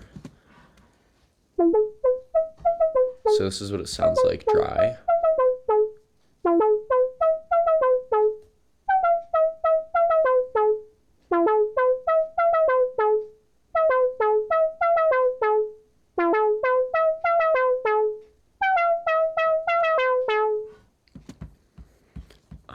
So I added this onto here. This is, oh, it looks like actually this is not doing anything. This I just turned off. But yeah, I'm emphasizing this higher end here and brightening it with a shelf. And then there's another filter here. I think this is just taking out some of the like extra noise that was going through.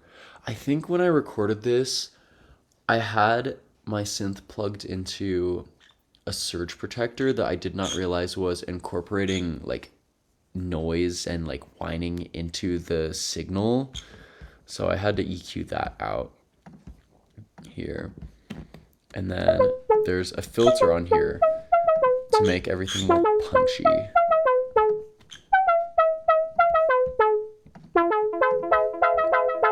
Then there's a ping pong delay with Valhalla delay.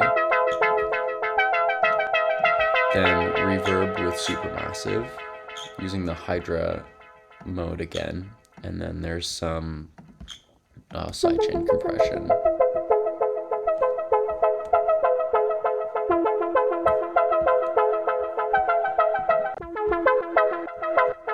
And then there's a few different instances here.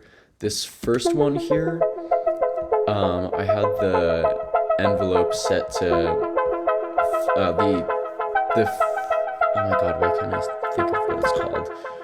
Like the filter envelope was set to like 50% here, and then here it's set to 75%, so it's a little bit brighter, and then here it's set to 100%, so it's fully bright.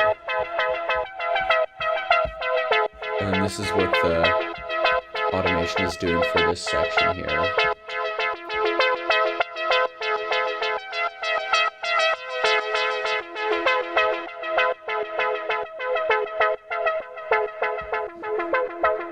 dips away for a little bit. And then it comes back. It wants to get the last word in one last time. And then that's the end of the song at that point there. This is like the final element that you hear. So now let's look at the other variation of that lead. This is the ARP version of it using the same synth. This one doesn't have any change over time.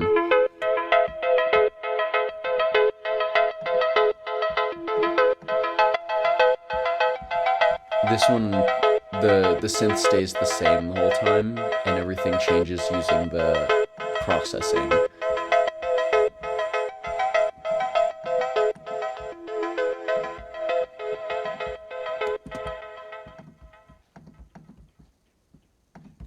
Okay, so this is what it sounds like dry.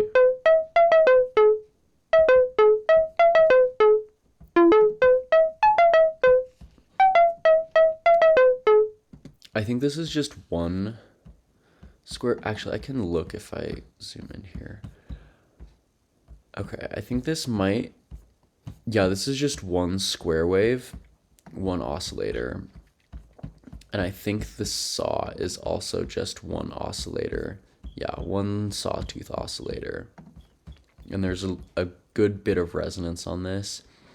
I don't remember what the patch looked like, and I can't save patches on that synth. So it's lost to the ether, but I think that's okay because it's not super complicated. I could definitely recreate it if I wanted to. Yeah, first thing with this is a bit crusher. And the bit crusher fades in over time.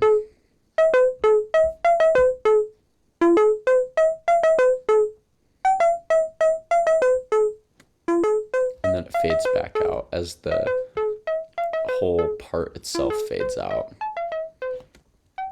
But I have the region fading out, so the echoes of the like delay and reverb and everything will still carry out after the synth is fading out. But anyways, next thing I did was, yeah, cleaning up the signal again because of that noise.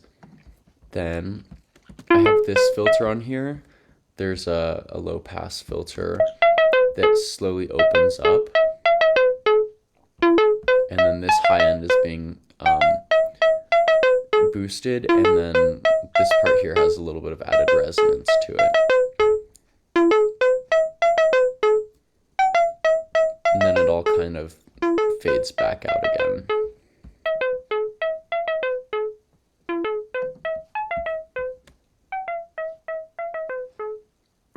I really hope I wrote down, I might actually have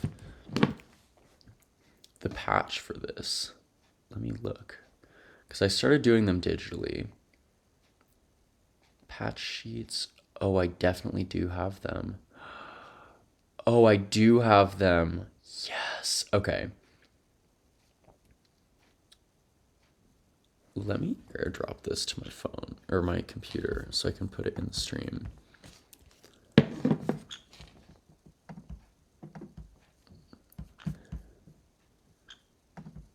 Image.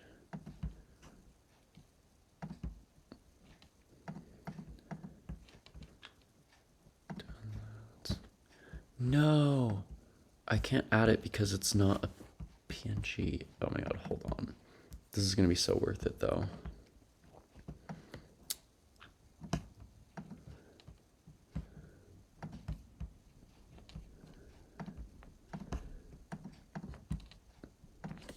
Okay, there we go. So this is the patch sheet. So why is it on top? Go back. There we go. Okay, so oh, you can't see my cursor. But yeah, it's one oscillator for the sawtooth, and the filter is like all the way down. And then this is like, yeah, you can see I put in little notes that are like C, DAW region names, what the settings were for the for my KeyStep Pro, where it was controlling the parameter. Okay, yeah, so it wasn't actually, yeah, it wasn't the envelope amount that was being modulated by the MIDI. It was the cutoff amount. So it was basically turning this cutoff knob in the middle. But yeah, there's a good amount of resonance on the saw. There is no keyboard tracking for either of them. And the attack was like there a little bit. One thing that I hate about this synth, other than all of the amazing things that I love, is that the envelope is kind of hard to be precise with because it's linear instead of logarithmic, or yeah, it's linear. So if you want to get a really short but like still have like presence, like attack time, you have to like fiddle with it and get really close in there, and it's kind of annoying and it's hard to do that. So I started like on some of the patch sheets writing like using an oscilloscope and measuring the exact amount of time that the patch was. Like, this is 50 milliseconds, this is 30 milliseconds, so I could actually like write it down, which, I don't know, kind of anal retentive of me, but it makes me feel better about if I change the patch, I can like get back to what it was before if I want to reuse it. But yeah, then the square one, it's actually not just a square wave. It's a square wave and a sawtooth wave, and they're detuned a little bit, and it looks like one of them is an octave higher than the other, I think. Wait, one of them is, yeah, one of them is, the square is 8 and the sawtooth is 4. And the sawtooth is a little bit quieter than the square, and both of these patches have some noise introduced to them. And the square has the envelope all the way up. But yeah, that's the patch for that. I wonder if I have them for Chromium. Hold on.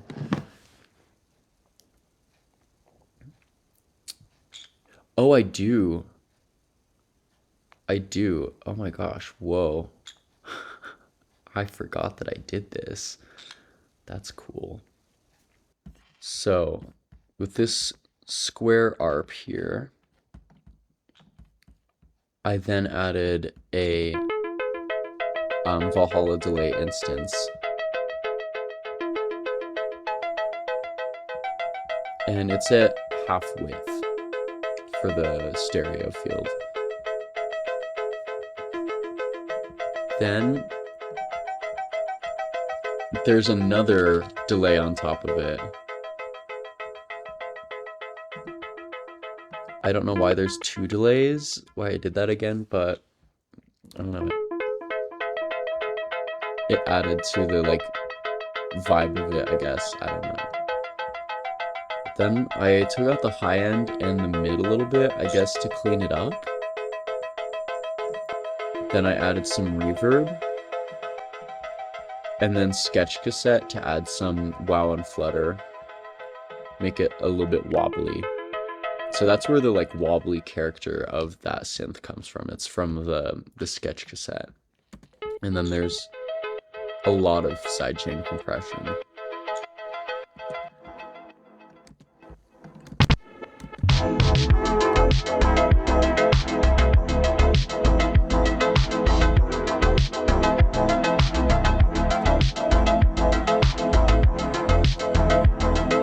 So that's all of the synths.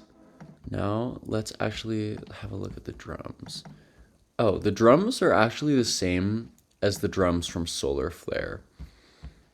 So they've got all of the same processing on them. I just copied that patch all the way over to here and changed the rhythm. So for the first part, it's just a 4 on the floor, with the snare, and then the clap is alternating on every other snare hit. The hi-hat comes in and then closes with the closed hat. And then there's 2 tom drums. And that happens again. And then here, there's a different fill.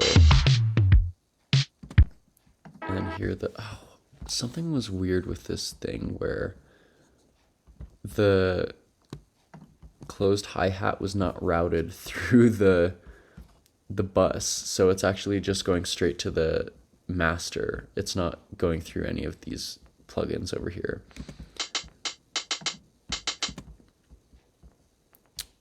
Oh, that's kind of annoying. You can't hear it individually.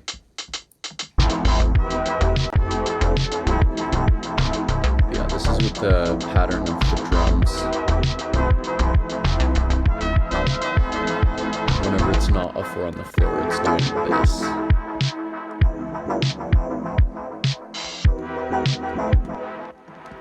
And then it stays there. It goes back to the 4 on the floor for a second. And then it goes back to the syncopated one.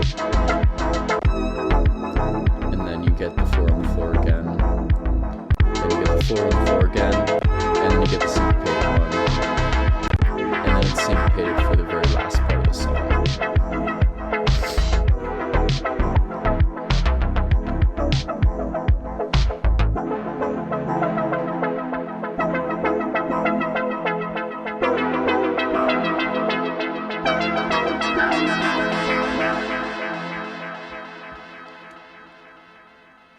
So yeah, that's alignment.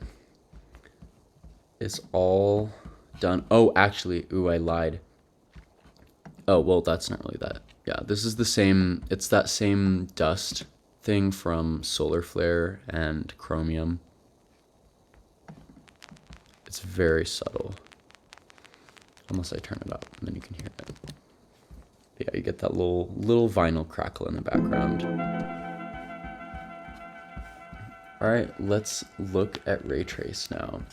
Here is Raytrace. This was my second song that I made in Ableton. So I was still kind of getting a feel for it, but yeah, this is, I hadn't discovered the like grouping, the idea of like grouping everything together and then putting the sidechain compression on it. But I do that now with all my other stuff. So, oh, hold on. All right, is that playing through OBS? Can we hear it? Yes, we can. Okay. Yeah, right. This one's one of my favorites. I love Raytrace. All right, so the first part here, let's look at these chords here. This is using Mini V.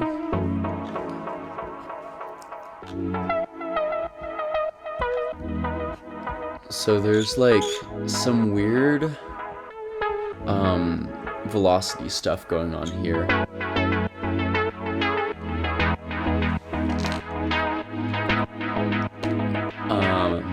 So there's like these notes up here are like, they have more velocity than the rest of them, so they kind of stand out above the others.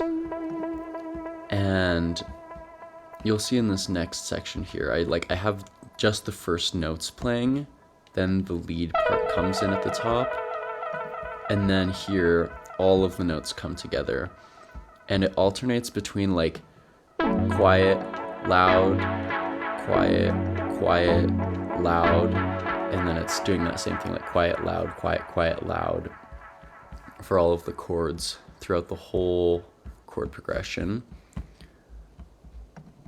But this is what they're doing. I think I wrote this in C sharp minor, I guess. I don't know. Normally I write in C major and then I detune, because I don't know what I'm doing with music theory, but it's okay because we get the vibes.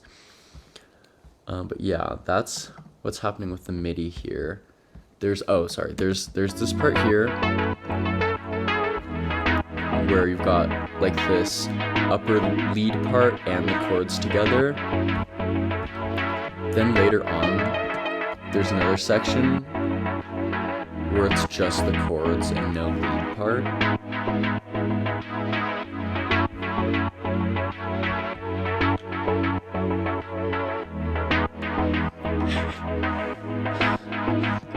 I hope it brings back good memories.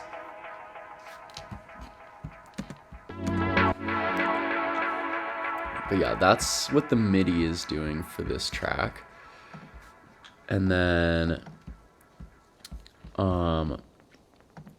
because of like what's going on with the whole situation with the velocity, I put in this plugin here that kind of changes the velocity, because in Mini-V here, I've got the velocity linked to the filter envelope amount and the filter cutoff. So it's changing how bright the notes are. And I've got this automated, so it like starts off more dark and then it gets bright over time here. And then it kind of dips down. I don't know exactly what I was trying to achieve with all of it. There's like 3 different parameters in this plugin that are changing. It's like it's like flattening out certain parts of it so all of the notes stay like around the same like velocity for all of the parts. And then there's other parts where it splits it apart so you get that variation in brightness between the notes. Like right here is a big part where it gets more soft and it gradually gets brighter by the very end. And then at the very end of the song, it fades out even more. So there isn't actually any filtering going on with any of the other plugins. It's happening entirely within Mini-V. But this is,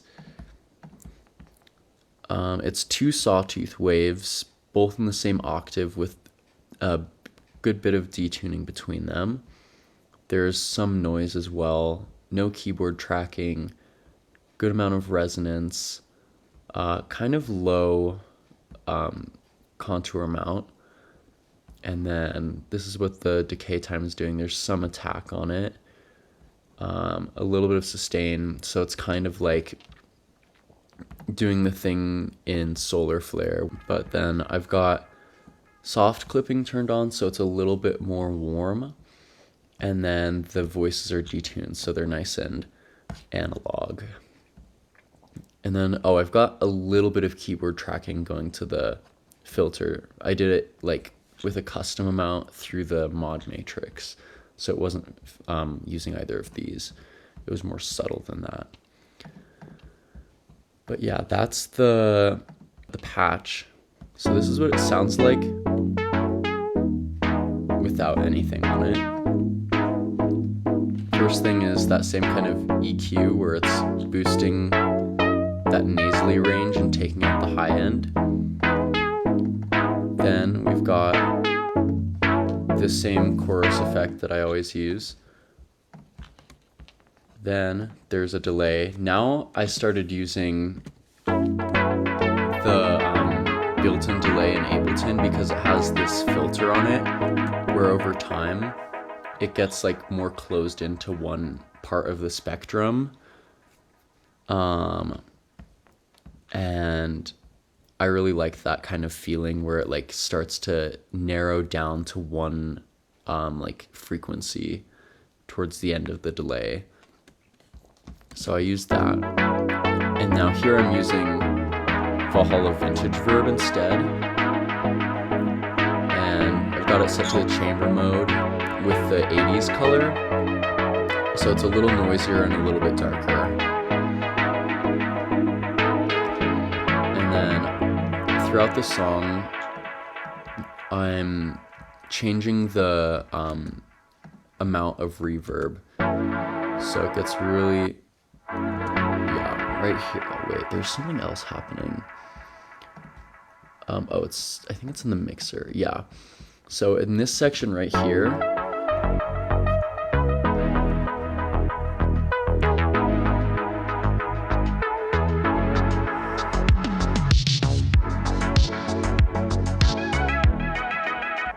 so this is like cutting out for a second and then coming back in, and it's doing that on the chords here.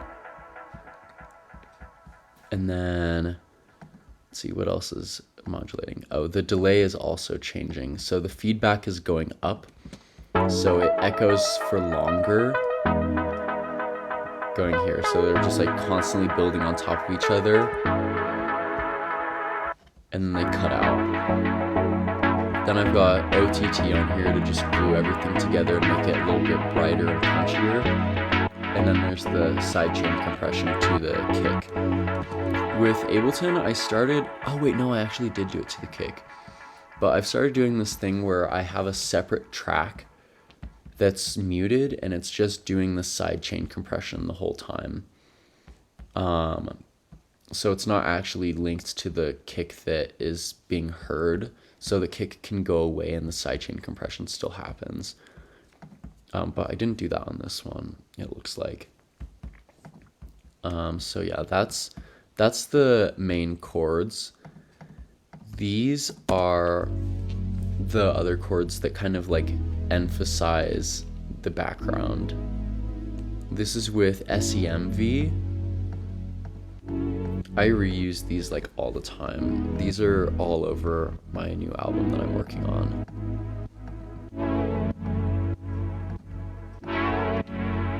So yeah, here the filter amount is being automated, so it kind of swells and closes over time.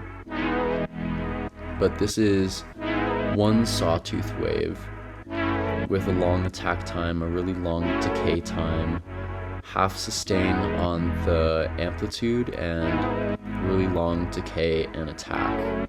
Or not super long on the attack though. But yeah, there's a little bit of resonance going on here. And that's the chords patch. SEMV was doing this weird like clicking thing at the beginning of the notes, so I put this gate on here to kind of fade in the beginning so you wouldn't like hear this clicking. Yeah, that clicking. I got rid of that with the gate.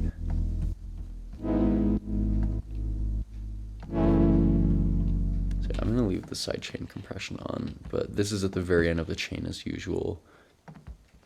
Then I'm not sure why, but there's like a delay here that's like making the whole track pushed backwards by 5 milliseconds. I'm not sure why I did that, but it happened. Then I've got the same thing that I usually do where I've got the high end and the low end cut out, and then I'm emphasizing around, oh wait, where is it? Around this range. Oh no, I was using shelf to do that, but yeah, it was around this area here. Then there's a delay, and it's a ping pong delay, like the other one, going back and forth between your ears. Then I put on the chorus. I've started putting the chorus after the delay now. I used to put it like first thing, but I think I like it better after the delay now. But then I put on another Valhalla Vintage Verb, then OTT, and I'm using Track Spacer again, and this time it's also going to the bass. So the bass is like cutting out some of the chords. Yeah, let's do the bass next. This is with Mini V. I've got an auto filter plugin, changing the sound of it so it's like getting brighter over time. Let's get all of these out here. Auto filter, drive. Okay, there we go.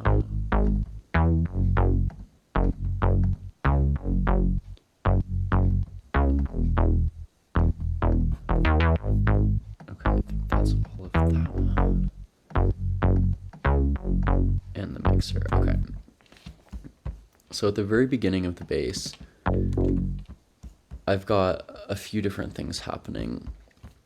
There's the volume is fading in. This EQ here is taking out the low end, and the low end is slowly fading in with it. And then, oh, I have that in here twice. Then the auto filter is, oh, is there not a display? Oh, that's weird. Yeah, the auto filter is opening up, and there's this peak of resonance here that's like emphasizing whatever frequency it's passing. And over time, as the filter's like opening up all the way, the resonance cuts out. And there's also this drive here that kind of adds some distortion, and the distortion also fades out as the intro finishes. So that's all of the automation for the bass. It only happens at the beginning, and then it's just stationary for the whole rest of the song. So let me turn all of this off. So this bass is really simple. It's just two sawtooth waves. One is in a lower octave than the other, and they're detuned from each other a little bit. There's 2/3 keyboard tracking, a good amount of resonance, no sustain on the filter, no attack on the filter, kind of mid-ish time for the decay. And then I've got the envelope amount turned down a little bit. But you can kind of hear, like, when it does the chords get, or the notes get kind of brighter, and that's because of this whole situation going on here, as per usual. Then I've got a little bit of attack on the amplitude, around the same decay time, but this time I've got some sustain, so as the note is being held, it like stays on and then fades off once the note is released. But this bass line here is, oh yeah, here. See, this is why I'm digging Ableton, because you can see everything together at once. You can see that the bass line is taken directly from the chord progression, so they align with each other directly. But anyways, the first thing on here is some EQing. It's emphasizing the higher part a little bit before cutting it off, and then it's also cleaning up the low end. Then I'm using OTT just to pull it together a little bit more.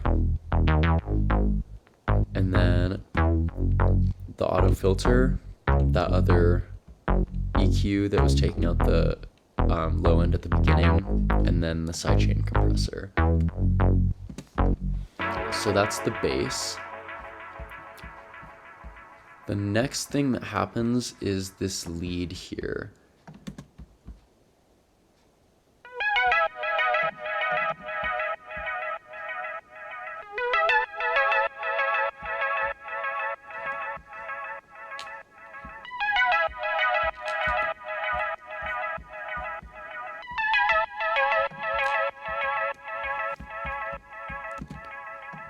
So this is what the notes are.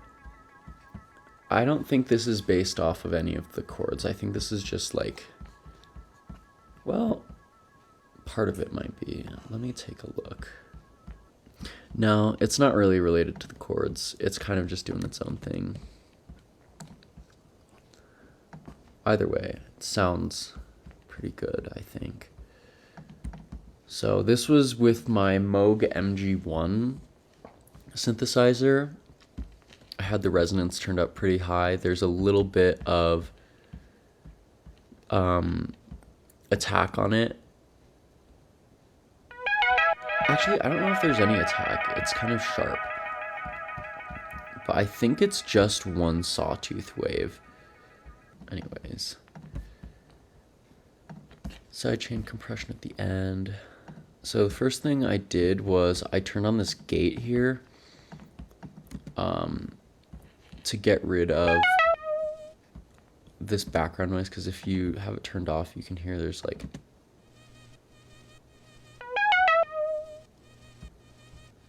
this like whining sound in the background.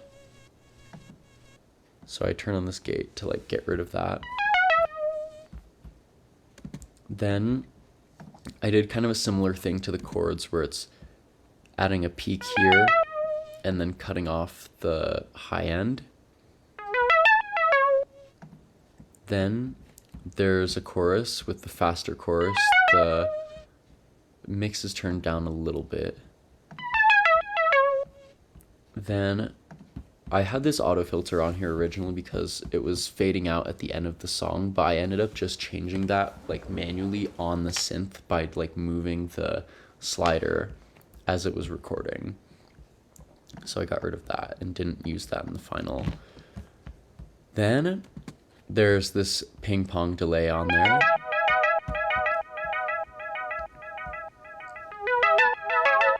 And I've got the width turned up to 3. So it's leaving some space around for the repeats to go through this part of the frequency spectrum.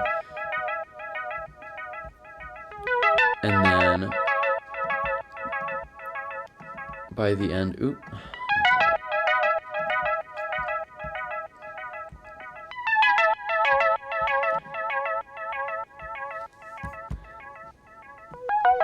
for this part, I have the cutoff turned a little bit lower on the synthesizer. And I have the feedback of the delay increasing over time, and I have the width getting closer together, so it's cutting out more frequencies as it fades off. But this was going into the final chorus, where this lead comes in. But after the delay, there's a reverb instance on here with Valhalla Vintage Verb, set to chamber and 80s mode. And there's, this one drives me insane because it's so complicated, but I've started to get a better feel for it.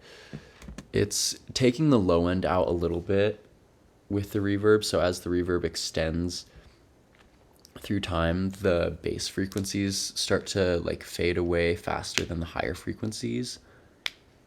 And then, there's a little bit of EQing going on here. There's some modulation as well.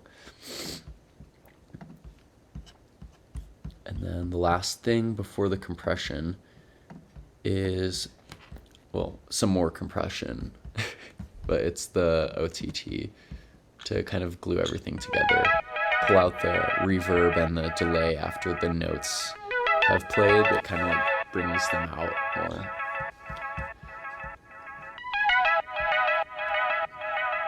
But yeah, that's the Moog MG1 lead.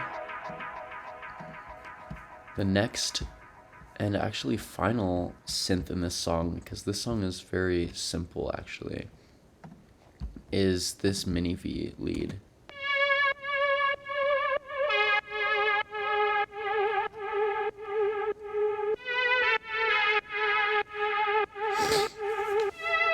I love this lead so much. I've used it on like, I want to say like 6 of the 8 tracks that I have on my album now.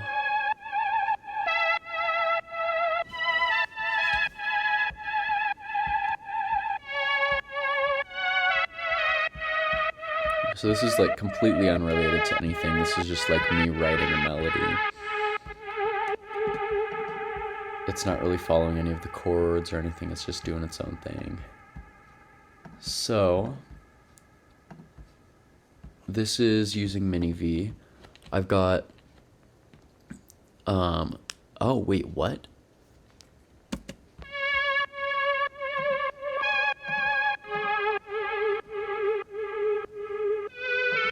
Wow, I did not realize that this has a square wave in it. But yeah, it's 2 oscillators, 1 square wave lower than, or 1 octave lower than a sawtooth wave, and they're detuned from each other. Then there's no keyboard tracking. The filter is turned up kind of moderately. There's some resonance on here. The filter amount isn't super high though. And then there's some attack, pretty long decay time, no sustain, and then the amp has full sustain, kind of a short attack time, or a short decay time, no attack. And then this is actually set to be polyphonic, so when each note plays after another, it doesn't make the filter get brighter. And then there's a little bit of detuning between the voices. And then I've got, let's see, I believe it's, yeah. So this part of the mod matrix here has this LFO here. It's a sine wave. It's modulating the frequency of all of the oscillators, so it's adding vibrato. And I have this other plugin right here, and it's changing the amount of this modulation over time. So you can kind of hear that it's like, as this reaches its peak, it's causing the note to have more vibrato, and you'll hear it better when I turn off all of this.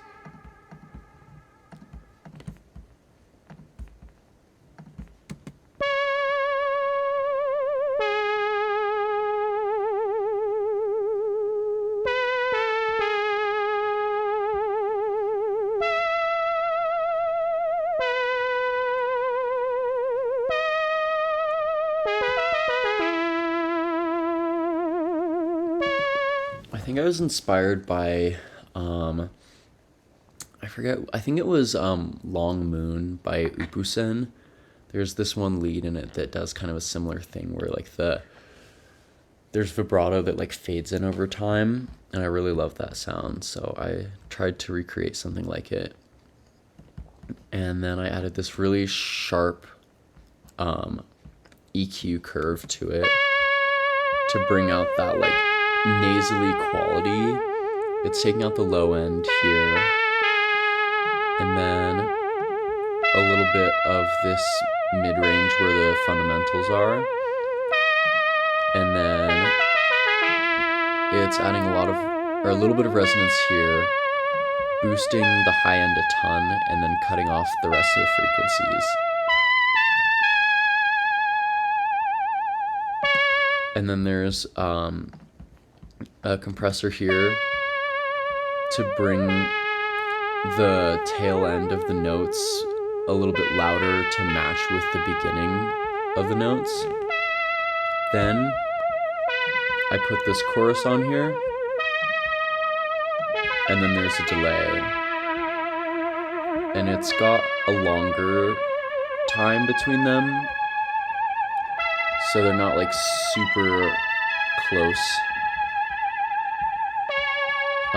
And then it's with a ping pong delay, doing the same thing, filtering down to this kind of area over time. And then there's Valhalla Vintage Verb on here. This one I've got it set to the now color, so it's brighter and doesn't have as much noise. And then the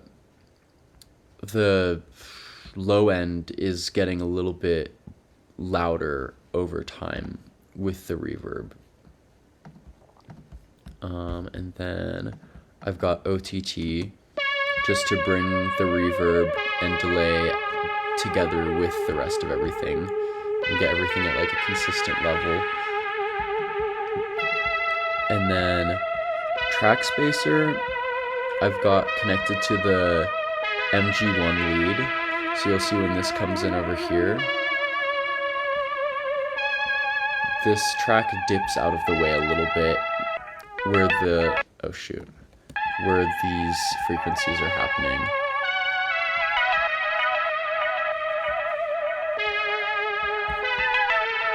And then there's a sidechain compression. Oh my god, I like combined the words compressor and compression into the same word.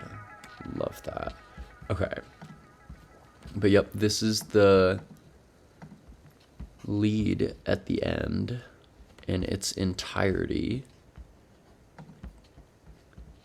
And then that leaves the drums. So I don't usually do this.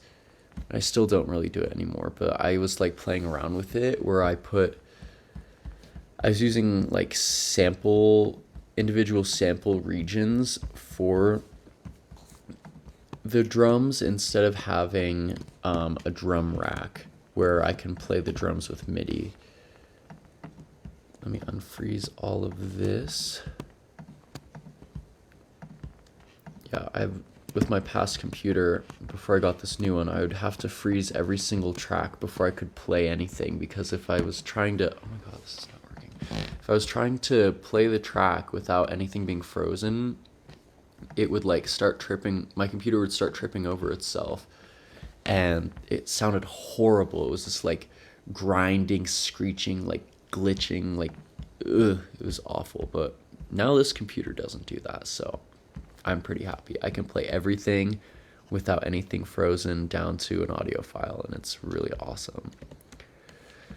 But this is the drums.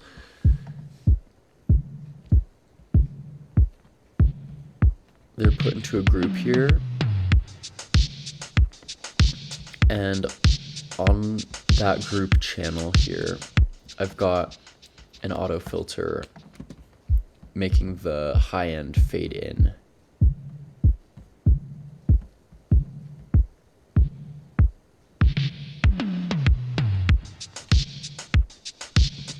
Then it's cutting out again here for the hi-hats to fade in for this section here. Then it happens again here, but this time for the kick drum. So the kick is like chilling in the low end, and it slowly gets brighter.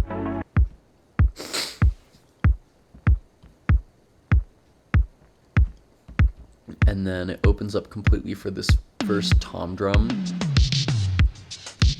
and then all the way for the rest of them, and then it's fully open again for the rest of the song.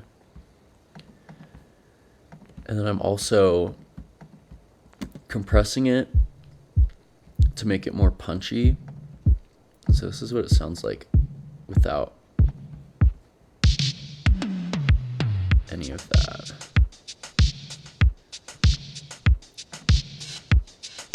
When I add it, it's a little punchier. It's actually this, I used a preset from here.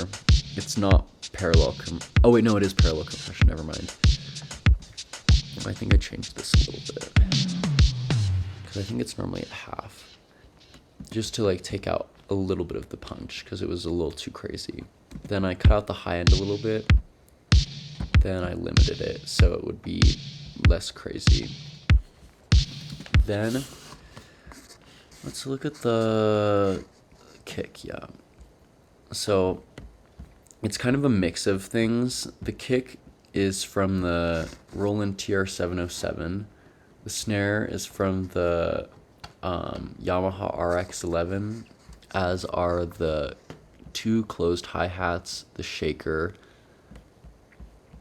and then I think the hi-hat, the open hi-hat is from the Oberheim DMX, and I think the tom drums are also from the Oberheim DMX.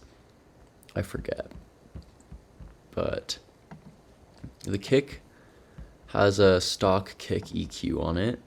I chose the one that sounded the best on it,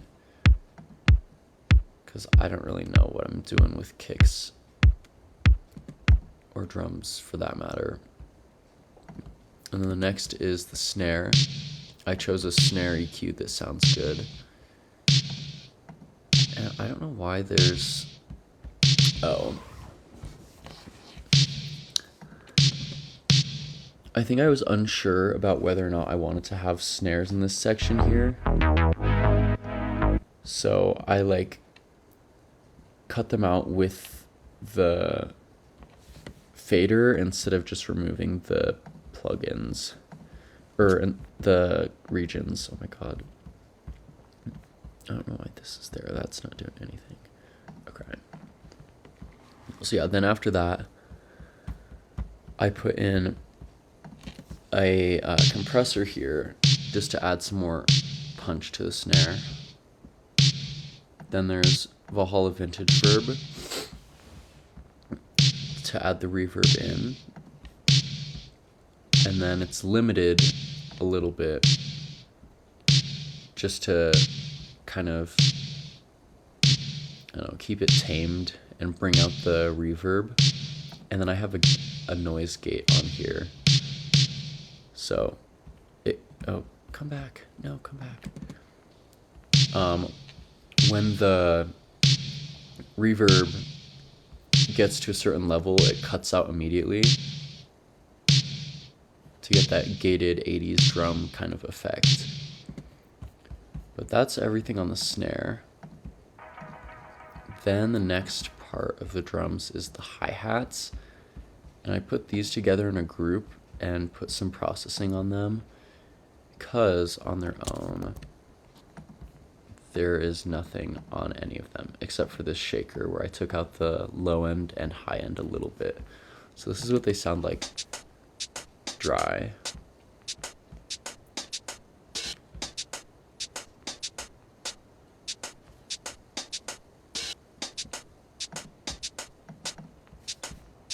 So the first thing on them is this delay, and it's a ping pong delay.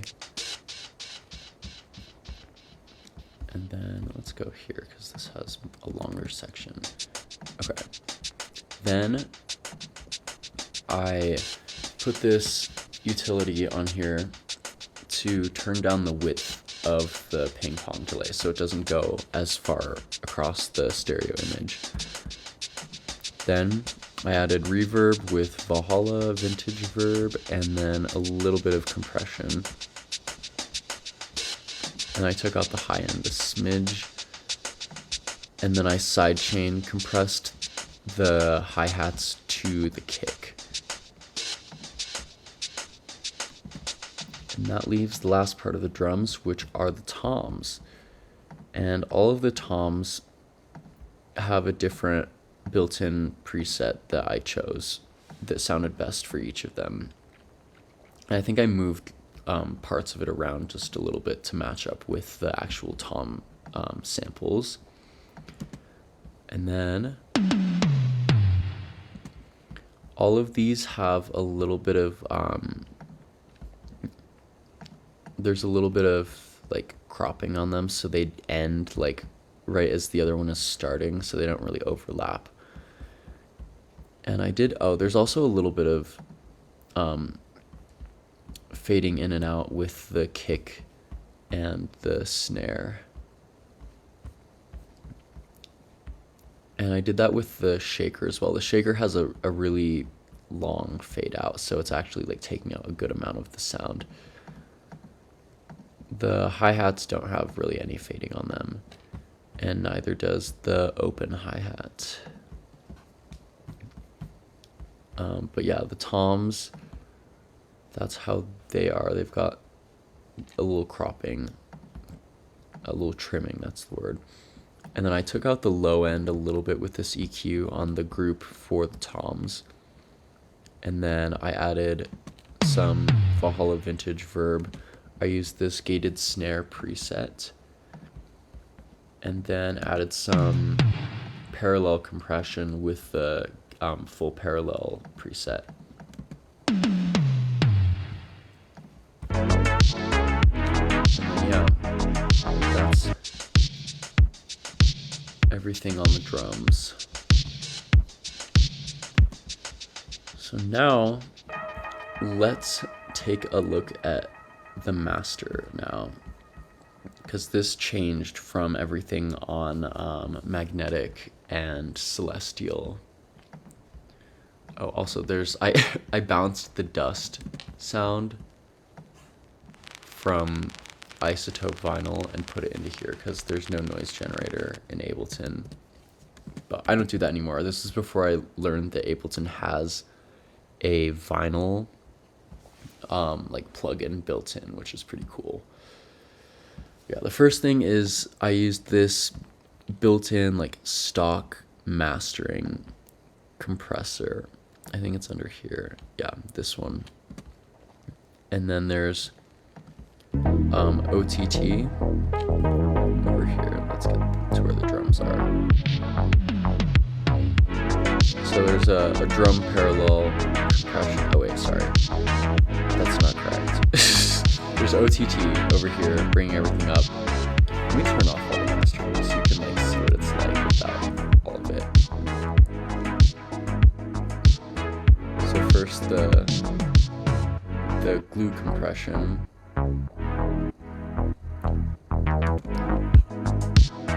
And then OTT. And then I put sketch cassette on here. This is where like all of the wobble comes from, because without it,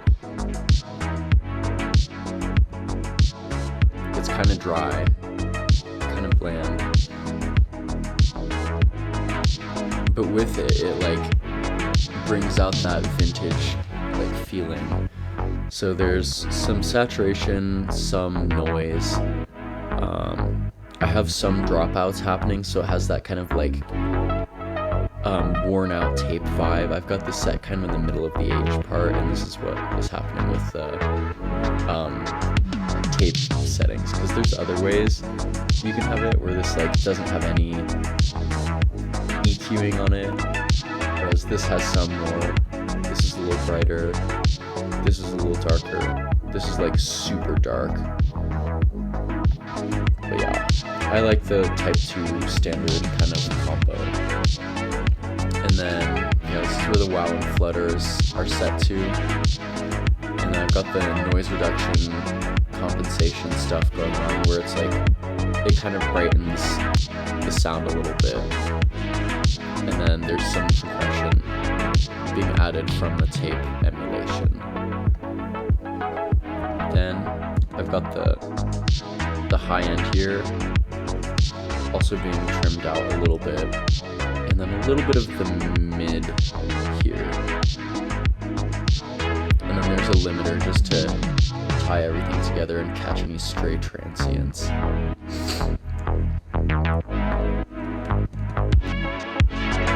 But yeah, that's all of Raytrace. And as you can see, it's not slowed down like all the other things are. I've outgrown my slowing down the masters era. But yeah, that's all of Raytrace.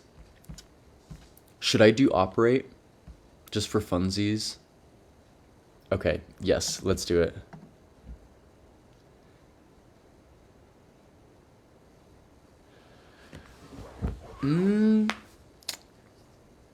I don't know. I feel like Oxide was one where I was kind of like not really present. I like barely remember making Oxide. I do, however, remember making, I remember like doing all of the like final touches on Oxide and like cleaning stuff up, but I don't remember any of the process of making it. Okay, let's click at operate. So this one's also all frozen. What the heck? Let's unfreeze these fellas. Okay. So operate is kind of based off of it's kind of based off of a line by Voyage. Like this synth here is pretty similar to the synth that Voyage showed for Align. But I like wrote all of the melodies and everything for this song back in 2021, like early 2021. And I came back to it later on and I'm like, ooh, I need to do something with this because I really like all of these melodies. So I refaced everything. I put on new presets and or new patches for all of the synths, except for a few that I did really like. So there's this one. This is from the very original track, and so is this whole situation here. And this is also from the original version from 2021. Same with this. And then I have these noise riser sounds here that are taken directly from the original like project, which was in Logic. But yeah, so the chords are with Mini V. I think there's some velocity stuff going on. I don't know if it might be tied to. Oh, yeah. Okay. So the velocity of the notes is tied to the envelope decay of the filter. So all of these notes up here that have more velocity, they're a little bit longer and brighter. But these are the chords. It's very basic. It's just these. What is this? Is it 1, 2, 3, 4, 5? It's just 6 chords throughout the whole thing. But yeah, there's Mini V here. It's 2 sawtooth waves with a little bit of detune, both in the same octave. There's no noise, no keyboard tracking. Filter is all the way closed. I think the filter opens up. Oh no, it's using the velocity. Okay. So yeah, the filter is all the way closed. Filter amount is fairly high. There's a good amount of resonance on here. And then no attack, pretty quick decay, no sustain. There's some voice detuning between the chords. And then there's no attack for the amplitude, pretty quick release, and full sustain. And the first thing on here is a high pass filter allowing only the higher frequencies to go through, and it's cutting out like the fundamental so it doesn't interfere with the bass line. Then there's a bit crusher effect on here. So let me turn off all of the plugins. So this is what it sounds like on its own.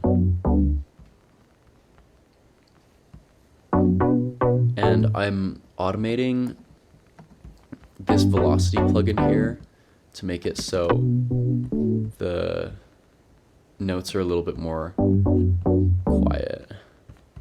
And then I also have on the master, hold on, let me turn this off. There's an auto filter that's making the beginning more dark. Yeah, then I'm cutting out the low end. And then adding this chip tune filter. Then there's delay.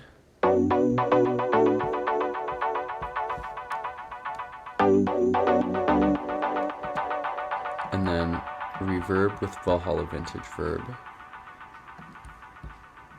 And then OTT to bring the reverb and delay out. Okay, yeah, so then after OTT, I turned on this chorus. Here we go. So this is adding a little bit of chorusing. The mix is turned down pretty low, so it's really subtle. And I've got the slower speed turned on. Then there's a subtle phasing going on here. Then some EQing to take out the like buzzing from the chiptune filter. And then a shifter, and it gives that kind of like spacey, whooshy kind of vibe. But there's that. There's also this other layer. Originally, this whole thing together was one set of chords, but I didn't really like how this lead part sounded. Like this is more like what the whole set of chords sounded like, but I didn't really like that. I wanted it to be more like a line, so I used these chords for the main part. And then I had this other part for the lead section of the chords. And this is using Arturia OPXAV. The velocity of the notes is changing the filter frequency and the filter envelope attack time and filter envelope decay time just a little bit. So there's some notes like these ones here. These are lower velocity, so they don't have as long of a decay and attack time. But these ones up here have more of a fade in at the beginning, and they fade out slower. And I used this to kind of warp the difference between the low velocity and the high velocity and like change where they sit, so it kind of like got all of the parameters sounding right. Then I used the same what was it? This is like kind of like the Moog MG1 patch from Raytrace,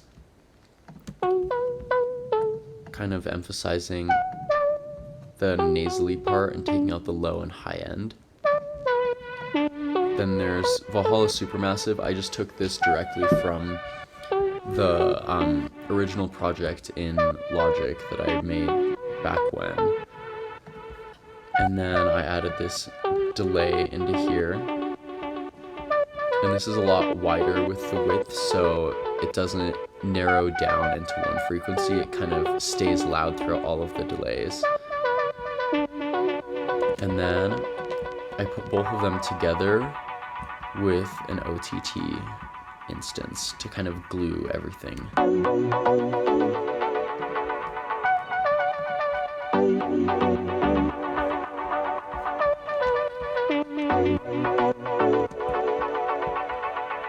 So yeah, there's the chords.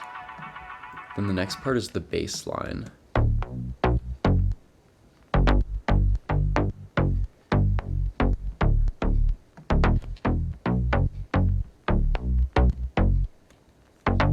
And this is kind of playing off of the chord progression just a little bit, but some of the notes are like deviating away. You can kind of see this it's like starting with the root here, but then it goes down a little bit further, comes back up, goes back to the root, root, stays at the root, and then plays around a little bit, and then does something else here. So it's kind of like working with the chord progression, but also straying away to give some variation. And I was very impressed with myself having done that as like a 17-year-old. I'm like, whoa, how did I do that? But anyways, let's go through all of the parts of this. This is with Mini V. Ooh, come back. There is unison turned on, and there's 3 voices of unison happening. There's no resonance. The filter amount is set to about half, and the filter is pretty low. It's a quick decay time, no attack time, no sustain, and then the amplitude has a little bit of attack and a pretty long decay time with full sustain, so it's like drawn out more. But the oscillator setup with this is there's one square wave that's at 32 feet, and then there's a sawtooth wave also at 32 feet, and the sawtooth wave is a little bit louder than the square wave. And then there's another sawtooth wave at the same volume as the square wave, but 1 octave up, and none of them are detuned. And then there's also some noise, and it's fairly quiet.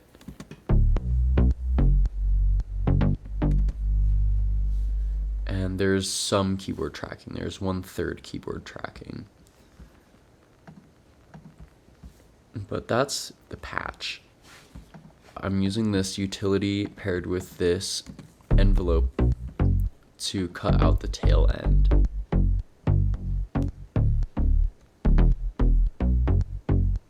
I think I might have been having a problem with getting it to sound like how it did in the original song. That might be what was going on here. I'm not fully sure. I forget. And then there's a multi-band compressor here.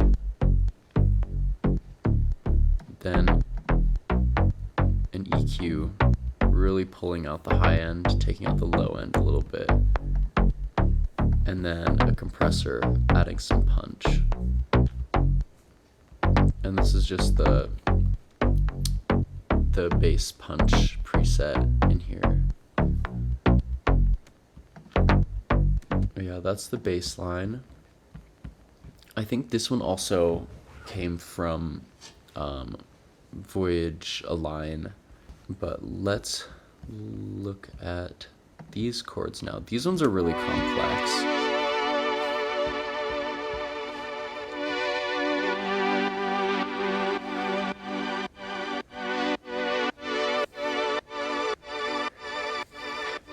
Hey, Prophylaxis. You missed all of the good stuff. Well, I think this song is pretty good, though. This one wasn't on the plan, though. But it's okay. All of this will be on YouTube afterwards. Oh, yeah, these chords are using an instrument rack, so there's 3 instances of them. I think this came directly from, yeah, the original track that I wrote. I just copied it straight over, but it's a sawtooth wave with the faster chorus. And I've got the voice calibration set to poor, so it's more analog, no unison, and pretty low amount of resonance, lots of keyboard tracking, and there's a little bit of filter envelope modulation. Yeah, you're here for the extra part that wasn't like going to originally be a part of this. You showed up for the special part, so anyways. Yeah, the filter is up a little bit higher, so it's a little bit brighter. And then the amp is using this other envelope over here. They've both got a really long attack time, really long release. Oh god, that's a really long release. But yeah, it's shorter on the amp, and there's no sustain on them. And then that same thing is copied over through two other chains. This one here, it's just, oh, let me turn all of these off. It's all just dry. I'm glad you've been enjoying it, other verse. Shit, what was I? Oh, that's right. Okay, so the other chains on here, they're the same, like Juno 6 patch, but it's pitched up an octave, and then it's delayed by, I think this is 3 bars, something like that. Three whole notes. I think it's 3 whole notes. And then there's another one taken up by 2 octaves, and it's delayed by 8 whole notes. So with that, you get this like multiple layers that are all kind of like pulling together. But the first one, it's just the plugin on its own. The second one, it's 1 octave up, delayed a little bit. Then it has Valhalla Supermassive on it with the mix turned up pretty high, and it's using the Hydra preset, so it's pretty dense. And I've got the low end filtered out a little bit, and then I'm using this auto pan to get it going back and forth between the left and right ear. And then I believe I'm also using, I'm using the same thing here, except now the wet is a little bit higher on the reverb, and the delay is longer, pitch is higher, and instead the auto pan is inverted, going the other direction. So now when you put them together, they're like back and forth.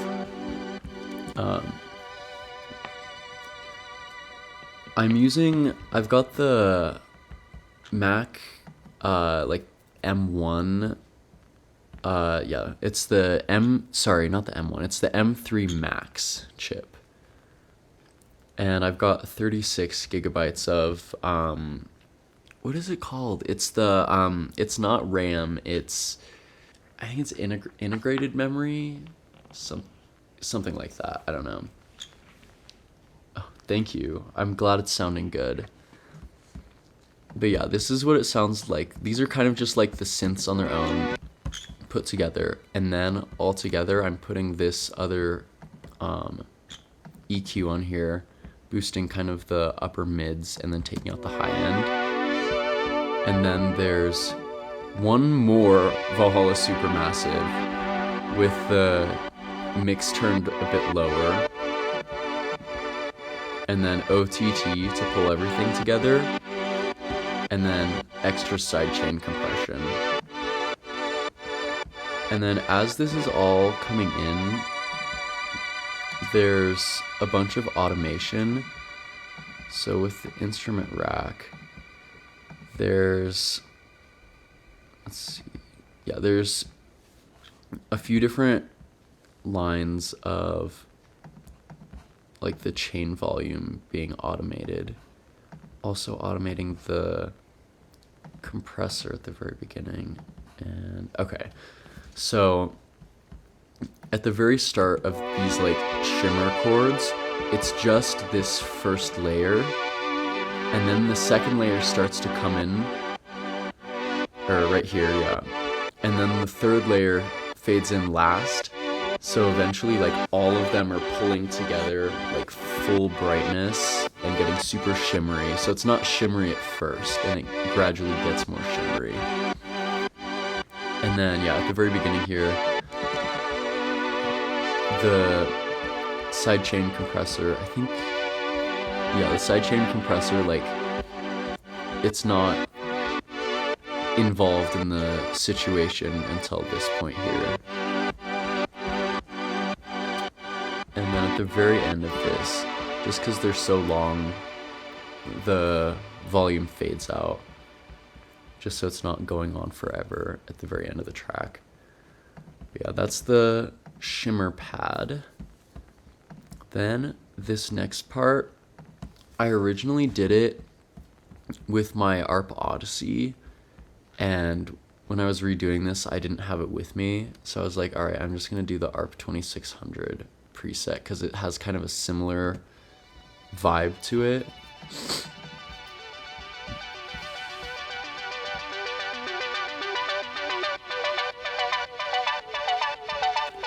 So you can't really, this part at the very beginning is really subtle. You don't really hear it in the song as much. It's kind of like background noise. And then the lead really comes in like at full power. So this is, let's get rid of all of that on its own. I think it's just one. Oh no, it's not. It's a sawtooth wave and a pulse width wave. I think the pulse width wave, yeah, the pulse width wave is set to 40%. And they are detuned from each other. I've got a 24 decibel per octave filter, and then a good amount of resonance, and then, oh my god, this synth is so hard to read. The envelope of the filter is using this here, and there's some attack, good amount of decay. Oh, that's a good idea. I should try to resize it. Okay, yeah, that's a lot easier to see. Thank you. Yeah, there's the ADSR envelope controlling the filter, and then the AR filter over here controlling the amp. And there's no attack on the AR and no release on the AR, so it's just using like sustain. And then I think that's everything for this patch. Then from here, I took out the low end. Oh, that's another thing. The decay of the ADSR controlling the filter is longer at first as it's fading in, and then it starts to get shorter over time. And it does the same thing as it's fading out. It gets more long. And then, oh, I was looking at the wrong one. It also, the reverb is fading in with the mix as well. So this is supermassive using the Gemini mode, filtering out the low end a little bit. And yeah, so after it kind of like gets to its main point, the reverb is pretty much back to normal, and then as it's fading out, the reverb comes back in a second time. And the same thing happens, except more gradually, with the next plugin, which is delay, and I've got it with the width a little bit wider than I usually do, so it's kind of creating more of like a chord feeling situation, but the delay mix is at half, and the feedback is really long, and the feedback gets shorter over time as you get to the actual like drop. And the same thing happens with the delay, or the delay dry wet mix. It goes a little bit lower, and at the very end it fades back out how it started, but a little bit differently. And then it's all glued together with OTT.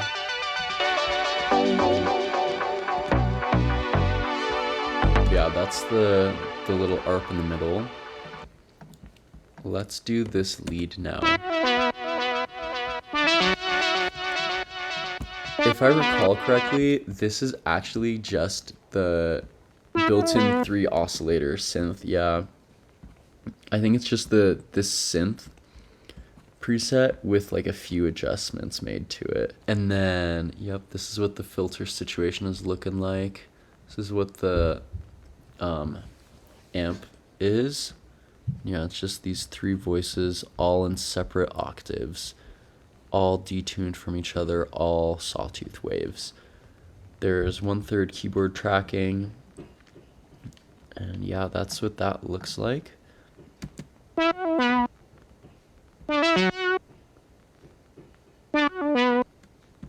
And then I put this EQ on here to kind of bring up that more like nasally quality and clean up the mud in the low end. And then adding some reverb. Pretty short, pretty bright. And then of course you gotta have the delay, very important. And then the width is even wider than the ARP, so it stays like pretty equal tone throughout the delay tail. Doesn't really fade too much. And then it's ping-ponging, of course, as all delays should. And then I've got OTT pulling everything together. And then mini V for this other lead.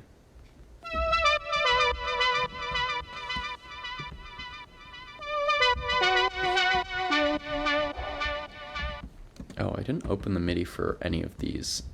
These chords, I think, are kind of based off of these original chords, but they like play around with the voicing a little bit. This glissando, oh, I haven't done the glissando yet. These are kind of based off of the chords, but everywhere that the chords are not playing anymore, I kind of just made up shit and like came up with a new melody for it. So yeah, this is what that looks like. And then this is that other lead.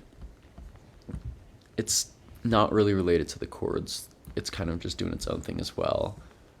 And then I think these are actually pulling from the chords.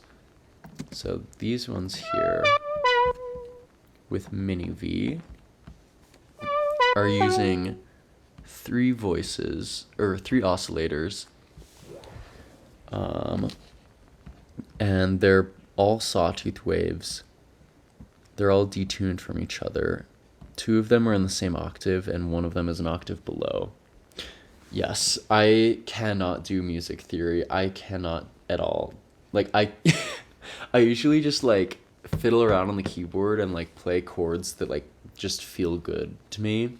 And then from there I usually base things off of the chord progressions, just so I know that they're not going to be dissonant. Sometimes I feel like a little bit ballsy and I'll like go off the cuff and like make things. Sometimes it doesn't work out for me, but sometimes it does. Like the that main like sawtooth lead in Moonbeams was just completely like random. Like I just played on the keyboard and came up with something I liked, like not doing anything special. So usually that's how most things go. But yeah.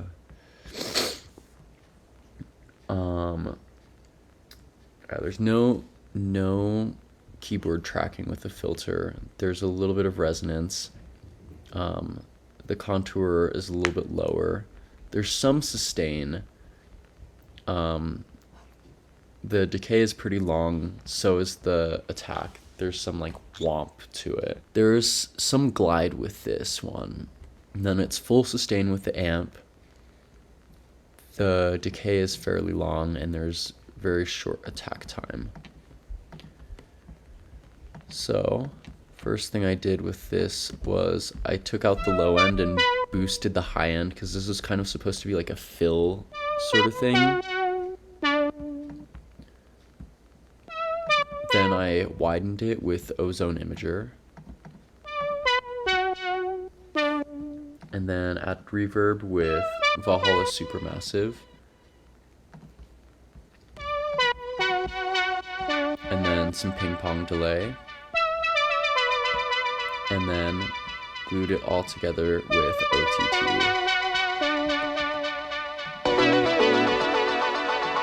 So then there's also this noise riser that happens throughout the song.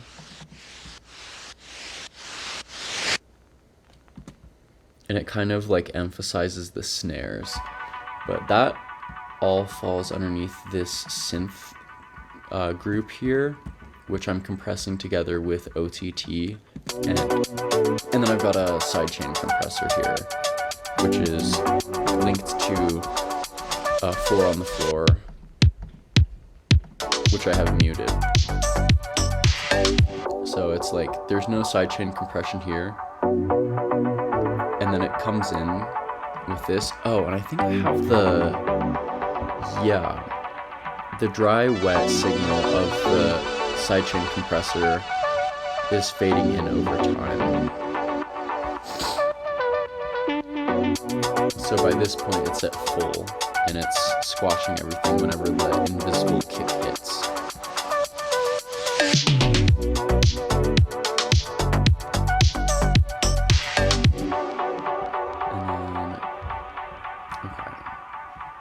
I'm gonna do the drums and then the master. So this drum rack is, oh my god, this is gonna be crazy to go through. There's so much shit in here. Okay.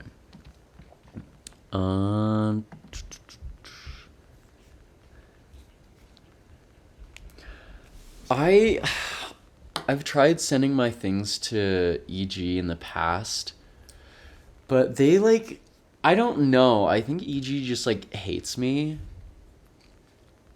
Except for like the very few occasions where they're like, this one's actually not that bad. I think I want this one. Because all of the songs that I have on Electronic Gems are like, I didn't submit them. They just picked them and put them on there, and it like came as a complete surprise to me. And I'm like, ugh, whatever. Like, I was really thinking that like Chromium would make it onto EG, or that Raytrace would, and I was really surprised that Alignment did, because I feel like Alignment is kind of weird. Like, the amount of traction Alignment has gotten really surprised me. Like, I was thinking the ones that would like be good were like Magnetic and like Ferrite, Raytrace, Chromium, all of those. I thought those ones were like the ones that would be like the most popular, but it completely shocked me how it went the other direction. But yeah, they definitely do just hate us. But it's okay. I've let my feelings about Electronic Gems float down the river because I don't really care that much. At the end of the day, I just make music for fun and to make cool tunes that I can enjoy for myself and that other people can also enjoy if it tickles their fancy. So, yeah. But anyways, the drums. The drums. Okay. So these drums incorporate the kick, the snare, the clap. Wait, no. The kick, the clap, snare 2. This is all from the 4-at F9000 synthesizer. And it's also using the closed hi-hat, tambourine, tambourine 2, cowbell, tom 1, 2, and tom 3. I don't think I use, no tom 4. Then I'm using, I think this is from the Oberheim DMX, this hi-hat accent. Yeah, I think this is from the DMX. And then I also have this other hi-hat thing that I made in Serum. So let's look at the kick first. Well, I guess, wait, what? Do I use the stick at any point in here? Oh, I do actually use the stick.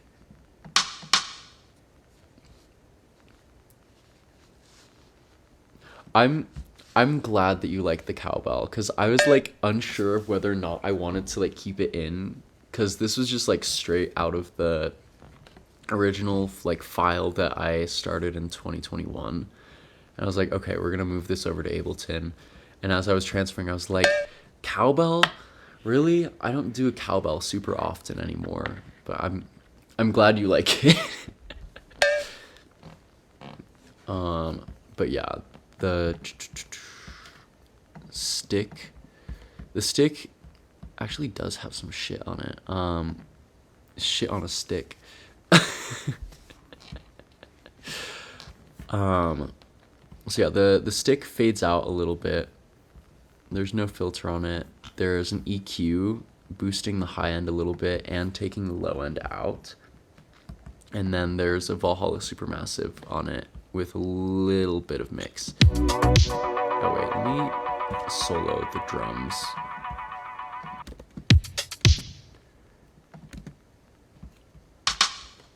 So yeah, there's a little bit of space to it. Okay, so the clap has no fade. What are you doing, bird? The clap doesn't have any envelope on it, and it's being widened a ton by Ozone Imager from Isotope. And then there's Valhalla Supermassive on it. So it's super spacey. And then the snare, I did a lot with this snare. Oh, actually, no, I didn't. I thought I did more with this snare than I did. It's kind of a wild looking EQ. I think this came from Logic. I tried recreating this Logic like EQ preset in Ableton, and it kind of scared me because it's like a really insane looking EQ curve. But it sounds pretty good. And then we've got Valhalla Supermassive on here with the Hydra mode. Then the tambourines have Valhalla Supermassive on it with a different preset. And then the tom has SSL compressor from Waves Audio with the tom's medium preset on it. And then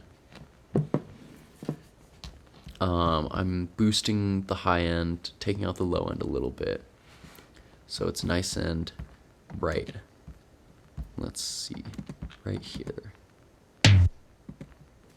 Without all of that, it's a little bit darker. Then I did the same thing with Tom 1. This is before I learned that I could make chain groups, so they're all exactly the same. I used kick 1. Kick 1 has, I originally was using this EQ from the like original file, but it was sounding weird, so I used a preset from like the Ableton EQ like preset list here. And then I put Valhalla Supermassive on it. So it's got a little bit of space to it.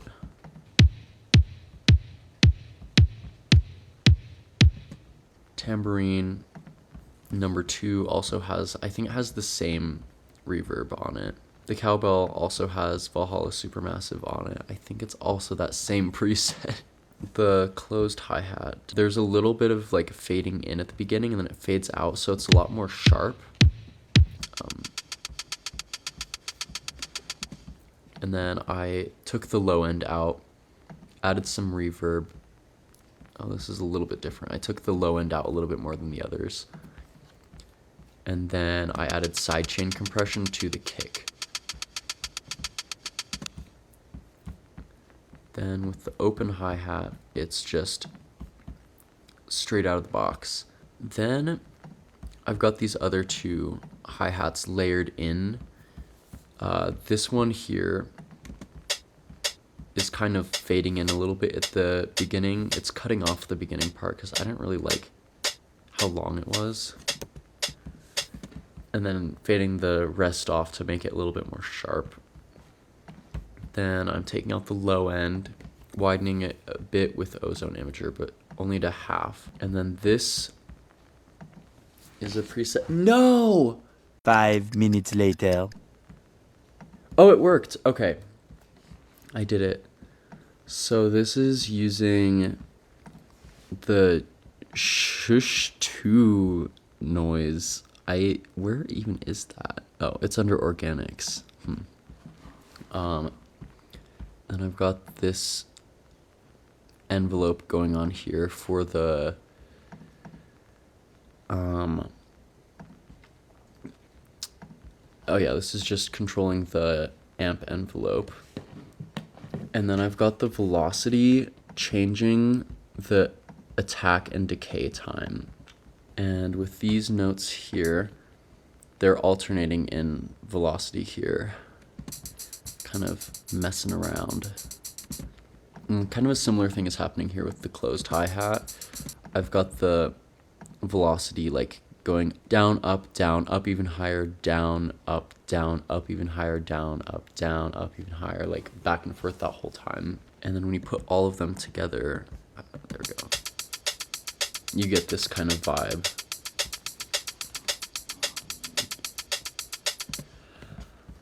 I actually don't remember about this serum patch. I think I made this one. I think, yeah, because it's not extravagant at all. I'm pretty sure I made this one. After that, I've got this drum bus situation going on here. So there's this, I think this is just a preset from the glue compressor. Yeah, it's this one here. There we go. And then taking out the high end a little bit. And this actually gets automated here at the very end of this section.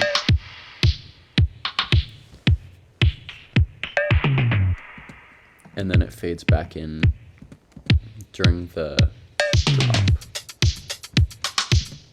And then this here is boosting the high end a little bit, taking out the low end a little bit with these two, and then boosting the low end with this here.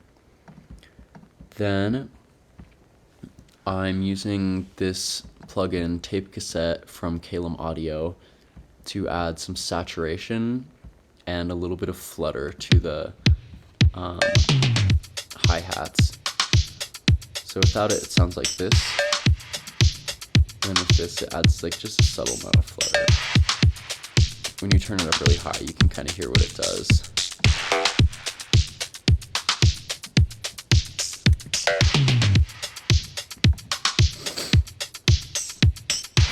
And then there's a limiter on here just to catch any stray transients. So that's all of the drums put together. Oh, and then you can also hear it with the noise. I think these noise risers were just, like, I bounced these from Logic Pro and imported them into Ableton, and I made them using the noise generator. It was just like straight noise with the gain like going up and then cutting out. So it was very basic. Oh. No, there definitely is something else going on here. I think I have a phaser on it. Yeah, I'm pretty sure there's a phaser on this. I might be able to check, actually. Hold on, let me open. Oh, wait, it's not here.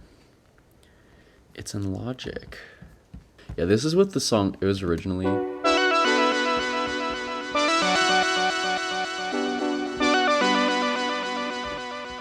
wrong one.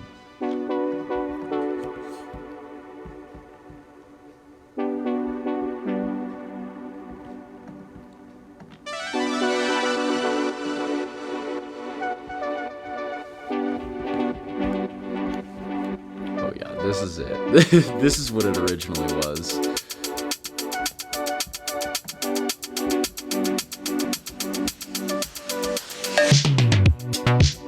The bass. This bass is terrible. Oh my god. Anyways, I am like getting so distracted. Wait, I wanna see. This is. Yeah, this is like straight out of the original. Same with these. It is pretty sexy, I agree. It actually was, it was slowed down to this amount originally. But I opted for the faster tempo just because I like the, like, let's fucking go vibe that it had. But yeah, this is the noise riser. And, oh, it's not a phaser. It's the,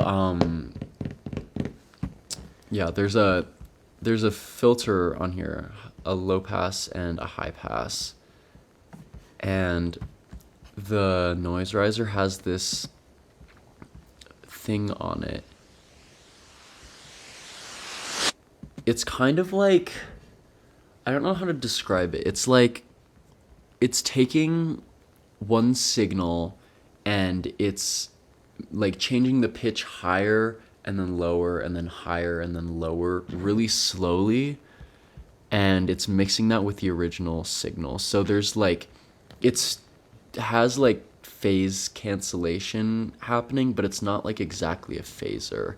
It's kind of like the same as what's happening on these chords here with this shifter here. Let's put like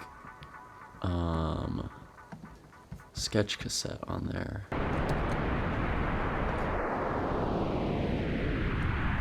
It like, it's that kind of thing where it like whoosh, whoosh.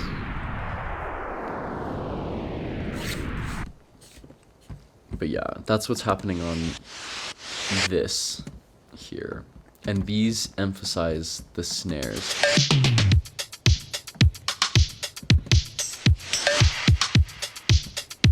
And it happens like every other clap.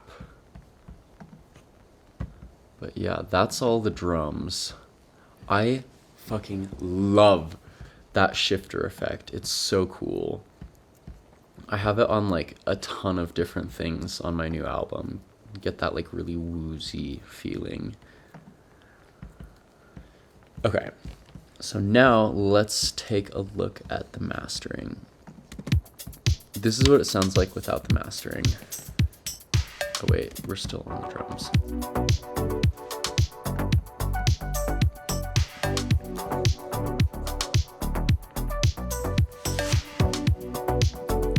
So the first thing in here is an auto filter, which I think I already showed, but it's filtering out the very beginning of the track. Let me pull up the automation. Yeah. So the very beginning fades in with the auto filter. And then that's the only time it's in use.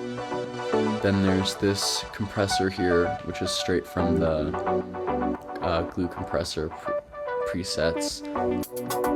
Then we've got OTT with 25%.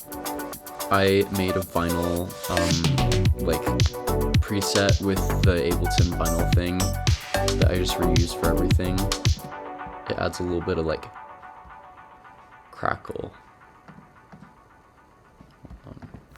It's very subtle. Now you can hear it. But yeah, I have that in the background. And then there's sketch cassette. Sketch cassette is like my bread and butter. This is what I've got it set to.